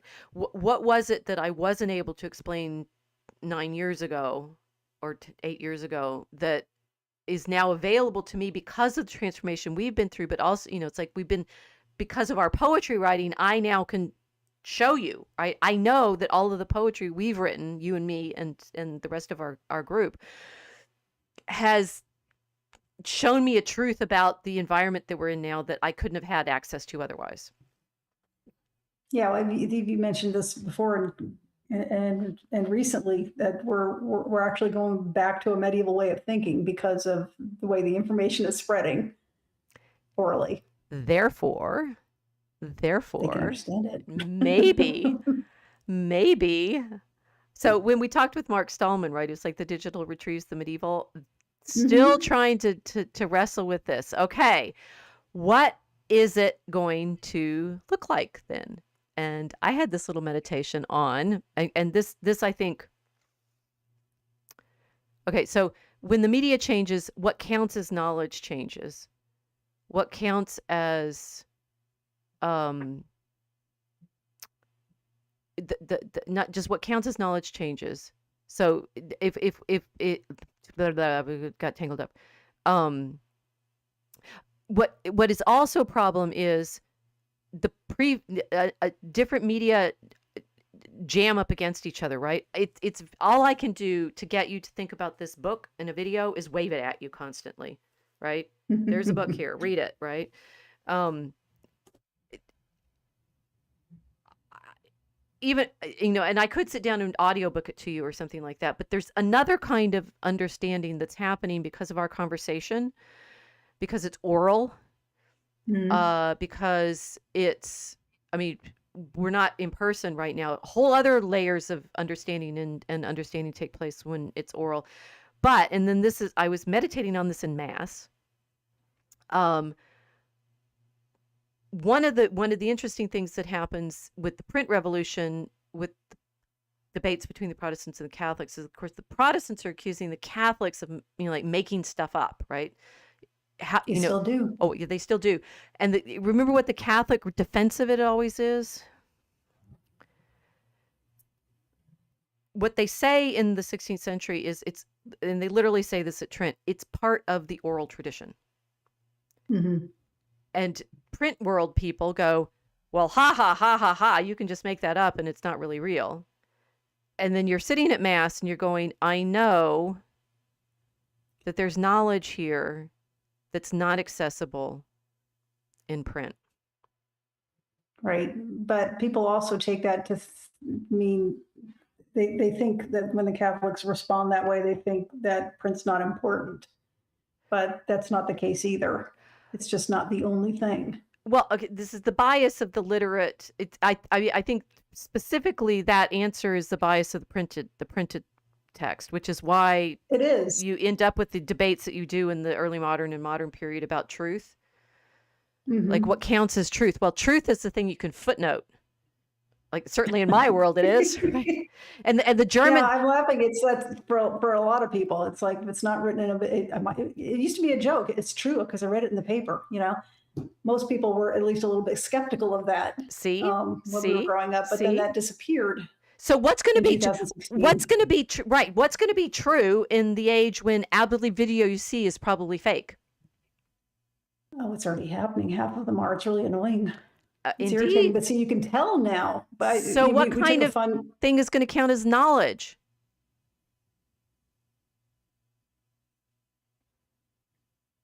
What kind of thing is going to count as knowledge?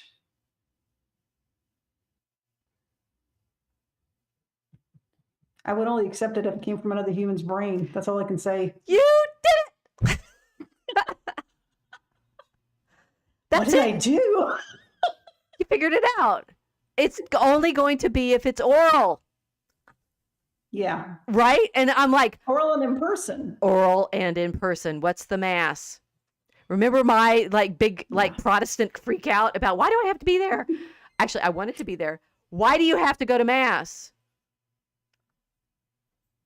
Right? You have to be Well, because there. we're not purely spiritual beings. We're physical beings too. We're both. We're not angels. We're people. We have a soul and a body. But it We repeats need to every be week. there. It's the same every well, mostly it's like you don't get new information there. You have to go to No, mass you to don't. get information. That's why It's not Protestants about information. that's That's it. see, Yeah. that's why Yeah. Protestants think we need to go because you get new information, right? You're going to get a speech. Right. Right. You get a big sermon. You get it, and some people get hours long sermons, even today. Not just the Puritans of old, but that's a big thing. Right. But you have Somebody's a to good preacher. You go to a church because they're a good preacher. yes, exactly, right. And I think that when I presented this, not this part of the argument, but some of this to my colleagues on Wednesday, they were like, well, but there are variants within a medium, right? It's like you can say, well, printing also okay, we'll deal with that, right? But let's just get the idea out there that if we are in a context in which, and this is back to my primary notes, right? So what is true? One, if you can't prove it because it was cited in the newspaper, which you shouldn't have believed anyway, right? You can't prove it because you saw a video of it because, they're all fake. I found that interesting in the truth stream, right? That they've got all these politicians and people talking and they're all doing interviews and stuff like that. It's like all of this could be, who knows, right? How are you actually going to know anything's true in an age when the computers can generate whatever they like? We took a fun test on YouTube. My family and I are watching it, and they have a lot of fun quizzes and things like that on it. And one is, can you tell if this is AI or not? And we got half wrong. I was shocked. It's improving so fast. It's shocking. Well, it's so the irony of this is anything written down always had this capacity. The hilarity of thinking that you could ever trust the newspapers, like, well, we get this newspaper and we can trust that one. It's like you do know what the very first thing that happens when somebody, in a medium, it's like literally it's the medium. It's the intermediary between our mouth and your hearing, which is like, Yes. you've written this thing down and it's translated through. And the first, like absolutely the very first thing you should learn as a historian in school is how can you trust what you're reading? How do you know who Right. wrote it? Where did it come from? Why do you have it? Where, how is it transmitted to Consider you? the source. All of that, it's a practice of analytic, but if the thing has been scanned and it's on the internet, can you trust that it's PDF, the PDF is real? Can you trust that the picture is real? Can you trust? Mhm. No, right? I mean, I was talking to my students, realizing it's just going to make more work, right? We're not going to be able to believe anything unless, as you just said, we heard someone say it. And at least I was in you could be lying, which is what my colleague Allison Winter was working on, right? How do we tell when people are lying? Can I just promote a movie right now, which is right in this vein? The Book of Eli. If no one has watched it yet, definitely watch it. It's got a fantastic ending to it, and it's all about. I don't know. Should I give a spoiler? Have you seen it? I'm fine with spoilers, so everybody close your ears if you don't want It's the a spoiler alert. pretty big spoiler. Okay. So Eli, it's a post-war dystopian America, and Eli is traveling. This is Denzel Washington from the East Coast to the West Coast. You don't know why yet, and he's very good gunslinger, and it's a lot of action in it, and he's carrying a book. He's carrying a book with him. He's carrying the last King James Bible Nice. in existence.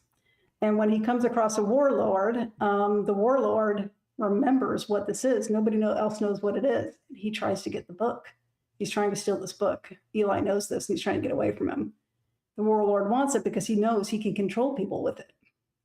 He said, this teaches religion, and religion is really good at controlling people. This is the way the warlord thinks. That's why he wants the book, not because he's pious, right? He's read his Rousseau, hasn't he?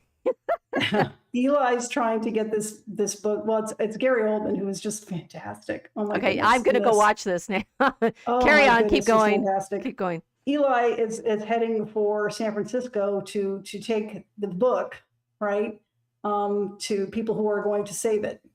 And when he gets there, you find out that he's blind. The book is in Braille, and he's memorized it. Nice. From start to finish. Nice. And he dictates it to these people who are putting a library together of knowledge. Okay. And they write it down, and they type it, and they bind it, and then they keep it. So it's a really cool movie.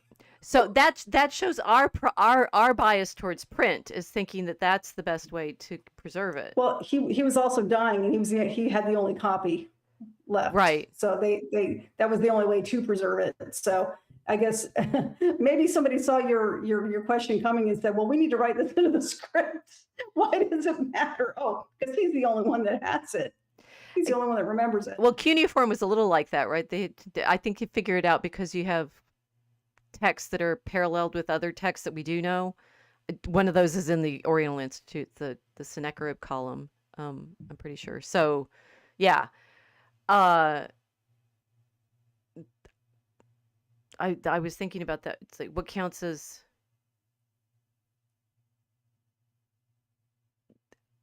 it's okay. So here we have Gregory the Great. And the movie that you're talking about, it's a very similar sort of thing because it's what I was thinking when you were saying. It's like, why would the warlord wants it because he thinks he can read it. Why did we think the warlord can read? But there were still survivors around, but right, yeah, it only works if the book if there's already some sense that books have that ability to contain stuff, right? Like words. It's so fascinating to me that we've so absorbed the it's really nice. It's you need to be able to read to pray. Yes, you need to be able to read the newspapers. You need to be able to read to go through public school and become a factory worker. The different uses. No, the different uses of literacy have been promoted at different times. Oh, I see. Okay. For different reasons, but the sort of claim that the thing that these squiggly things are is what that comes out of my mouth, right? Yeah. The reason you want to learn to read is you want to test whether or not you agree with the person sitting there going, I can read this, and it comes out of my mouth, and that's so interesting. Yeah. There's in India there, and I can't remember the languages. I just read this. They can speak to each other. They speak the same dialect, but their written language is different. Oh, yeah. Yeah, that was fascinating. So they can't read each other's script, but they can communicate easily. So taking someone on trust that when I say I'm reading this book and this is what it contains, and the whole claim that's like I have this magic book and that I'm going to convert you to anything because of what I'm telling you is an interest. I mean, and it's the Bible. It's the King James Bible, right? Right. Yeah. So, what do you do if the people you're talking to haven't read any of the books that you've read? You mean this as in the case of Eli as an example? They just have to believe him that that's what's in it? Well, so some of it's always like, what counts as knowledge? And going back to the new polity guys talking about how, a book is a particular kind of engagement with another person's mind. And we in academia spend a lot of our time reading books so that we can have that conversation across all. But if I'm trying to talk to you and you've read none of the books that I've read, how well are we going to do? How am I going to help you see what I see? There's a hint there.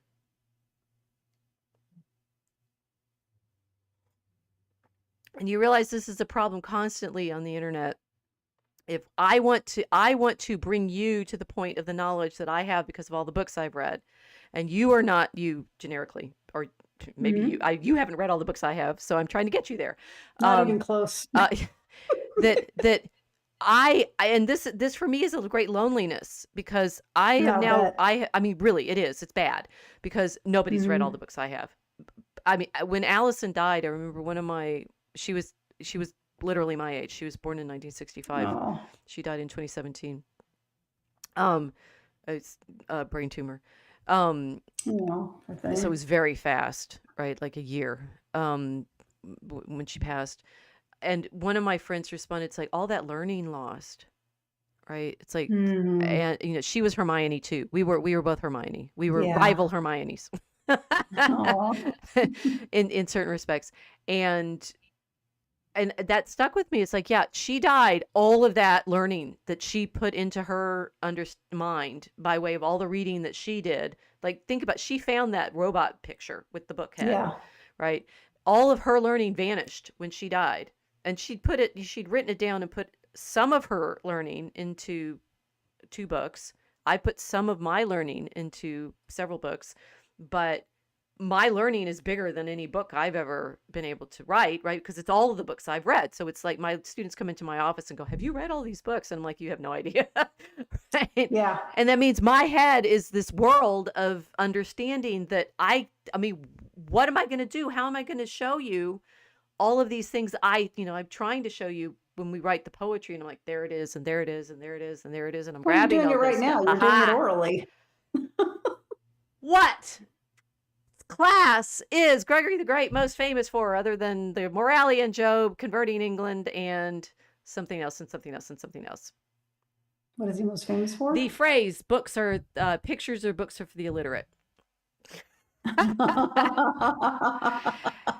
And He was another Hermione, wasn't well, he? he was kind of. But so what's interesting about this, the debate in medieval studies is like, what does he mean by that, right? Because Mm, it seems to be justification for Christian art, but on the other mm, hand, it's kind of not, and there's a huge like debate in the scholarship about exactly what Gregory meant when he said he's writing to priest in Marseille who wants to take out. I'm showing you a church from the same period when Gregory's writing this. This church is in Croatia, mm, and it's probably this kind of arrangement of images that Gregory's talking about. We finally get to a mosaic, an actual mosaic in our mosaic mm, arc, where you have images of Christ in majesty and Mary. Mary's usually in these images, and there also might be images of all the saints and such. And Gregory is telling, now I've forgotten his name. See how memory works? It's Marseille, guy in Marseille. Don't you can leave the pictures up if they help those who can't read understand the stories. mhm. Which then everybody always talks about how that means for Gregory, pictures are didactic. Of course, the problem is if I don't tell you what these pictures are, do you know?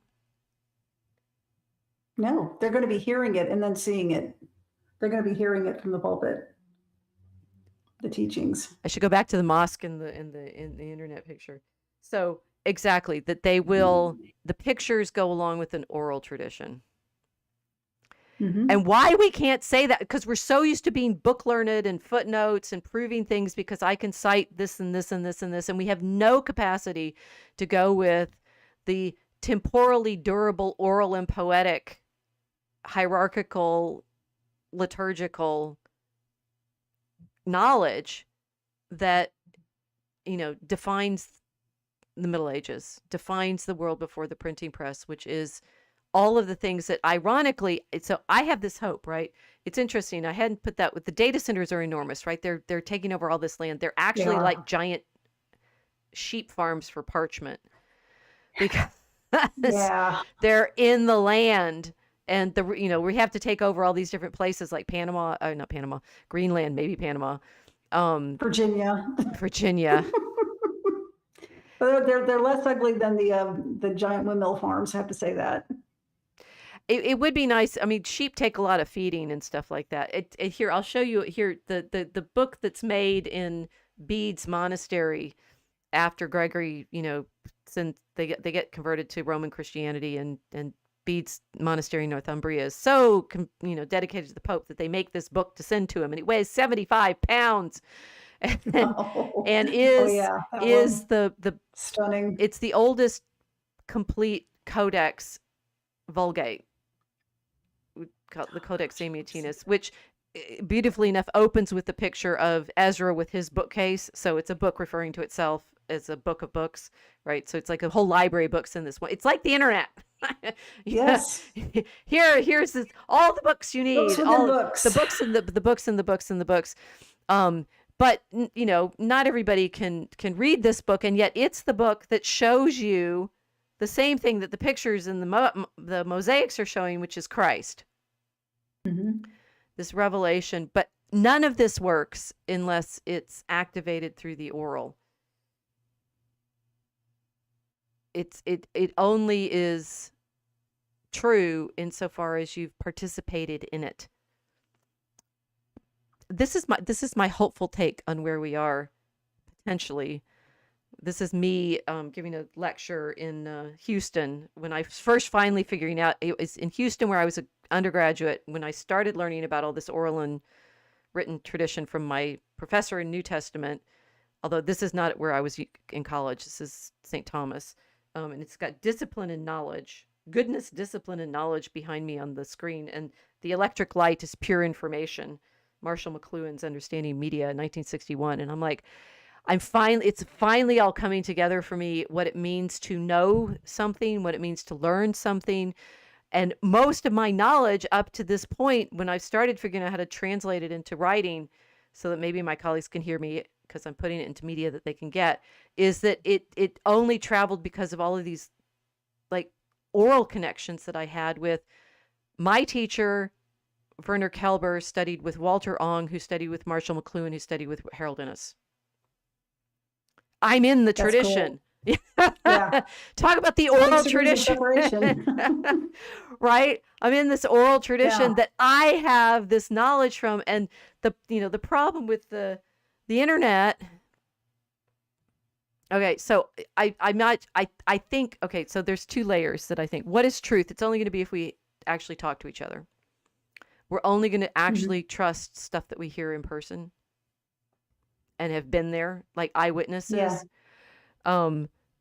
What counts as knowledge, I don't, it's like I don't know quite yet, because I think the Truth Stream video excerpt with the McLuhan part said poetry. So we know that this is true because of our book. Hmm. I've got to learn where the camera is. There it is. Right? Our book. Yeah. And yeah, okay. That's all my pieces. What do you think? Are we in a happy world? Are we in a happy world or a sad world? Are we in a horrifying world or in a mechanical world where it's going to sweep away all knowledge and make us all mechanical? Are we and something else, right? And by the end of the True Steam video, I was pretty depressed. I was like, they're going to take, it's going to take all of our knowledge. It's going to wipe us out. The robots are going to replace us. And then I think, okay, one, vaticination is a temptation. We learned that from Carlyle. If we're going to sit around doing Signs of the Times and saying how everything's doomed, yeah, get in line. Yeah. Yes. Doom scrollers have been around for a very long time. There's some in this book, right? Yes. Isn't one of them called Lamentations? Doom scrolling goes with writing. It's like maybe that's how it's like doom scrolling is what you do with writing, and it's like with the oral world. I mean, that's the living world. It's entirely possible that we're going to end up in a more embodied oral moment than we are in a everybody disconnected dystopian, nobody talking to each other anymore, because we literally won't be able to trust anything we see in the videos. Yeah. It's like it's undone the trustworthiness, not only of the newspapers, but we know not to trust the videos. Hmm. We're not going to be able to trust the videos. So we're only going to be able to trust what we actually ourselves participated in. It's going to make everything very local, very, very oral, very embodied. Hopefully.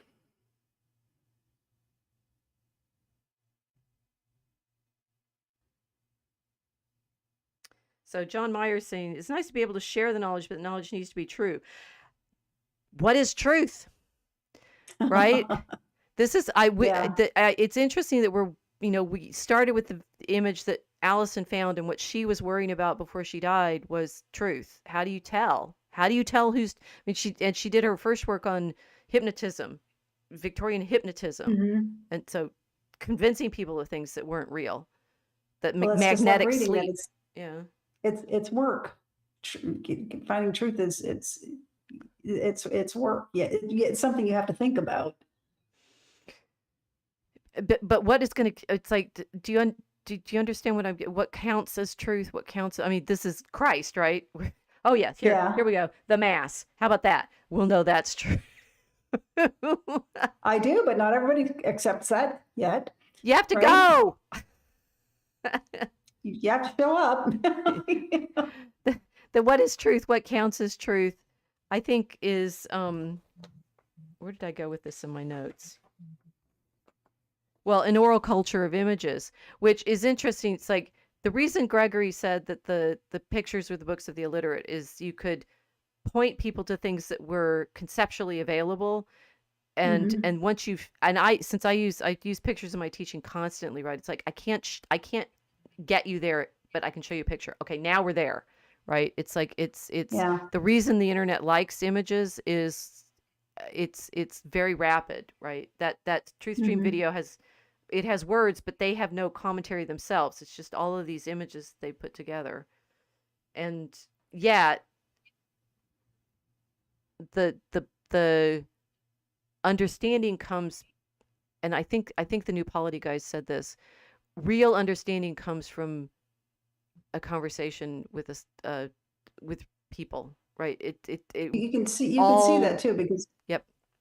if you try to have a discussion on text, it doesn't work very well. And then you do what we're doing, works a little better.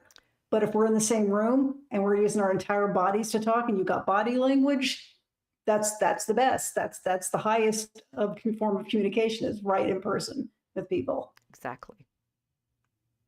So, thanks to the fact that we can't trust the internet, we're going to be better at getting going back and being in the world, Hopefully. incarnate. Well, I don't know. Jesus Christ is the truth and the way. Well, yes, we agree. Truth Yes. is a person. Actually, that's really well said. Truth is a person. Truth is a person. We Yeah. are, and the irony in all of this. Okay, here's a nice way to tie this all together. I first learned to start thinking about this in a course on the Gospels, on the New Testament. What McLuhan understood was that when you say the medium is the message, what you're actually pointing to ultimately is the word became flesh. Oh, that's We've just cool. proved that again. That's The nice. truth the truth is in the moment, and this image, this is Saint Bridget of Sweden at mass, right? And the priest Mm. is consecrating the host, and there's a um it's a it's an image that I saw this book, and this is my photo. So I saw this book in person at the Getty Museum, the Lumen Getty exhibit Mm, that nice. we talked about. Los Angeles. Yes, in Los Angeles. Yeah. That the priest is he's consecrating the host, and you see a little image of the flames and the reality of the the transubstantiation. It's a baby, right? Mm. And Bridget in her contemplation at mass is receiving illumination from Christ and Mary in heaven, right? And Mm. it's that incarnational reality that is the ultimate truth.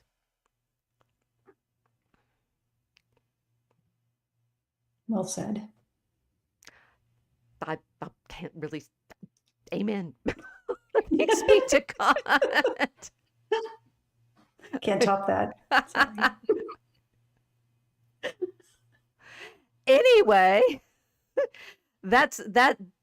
It maybe we can't. Maybe I mean this is what's so wild. Maybe we're in this moment in which it's going to shatter the lies. Ironically, the environment Hmm. is of light, and we will be in the light. And not to be pessimistic, but maybe that's why people are pushing AI so much, because they want to kind of confuse it. How can you Maybe, tell? maybe. I think we need what as a sort of continue homework. Everybody, um, I'm still rereading all the Harry Potters. They're very interesting to be rereading. This I was thinking that in Harry Potter she has the portraits moving, and a lot Hmm. of what showed up in that Truth Stream video was like most recently been making little videos of dead people, Oh, right? are you talking about the ones of people who've died and they're showing them like with like angel wings or something walking Yes, next to their living selves? Yeah, I've yes, seen those. yes. And I'm like, those are the portraits that in Harry Potter Yeah, world, magic it world. is. Yeah. Um,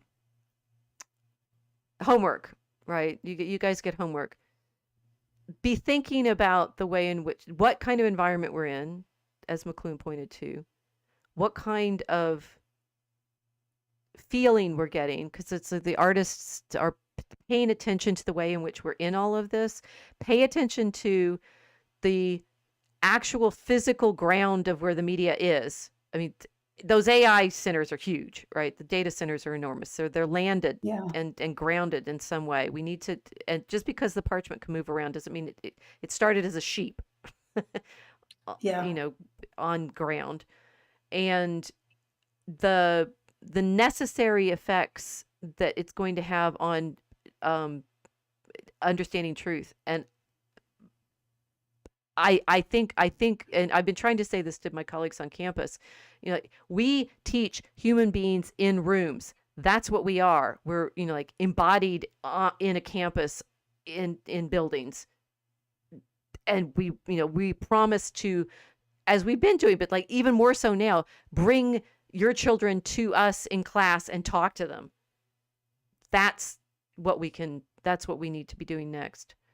Yes. And really focusing on that rather than thinking, oh, I can give you a book and you'll know things. You won't. You never could, Right. and even more so now. Hmm.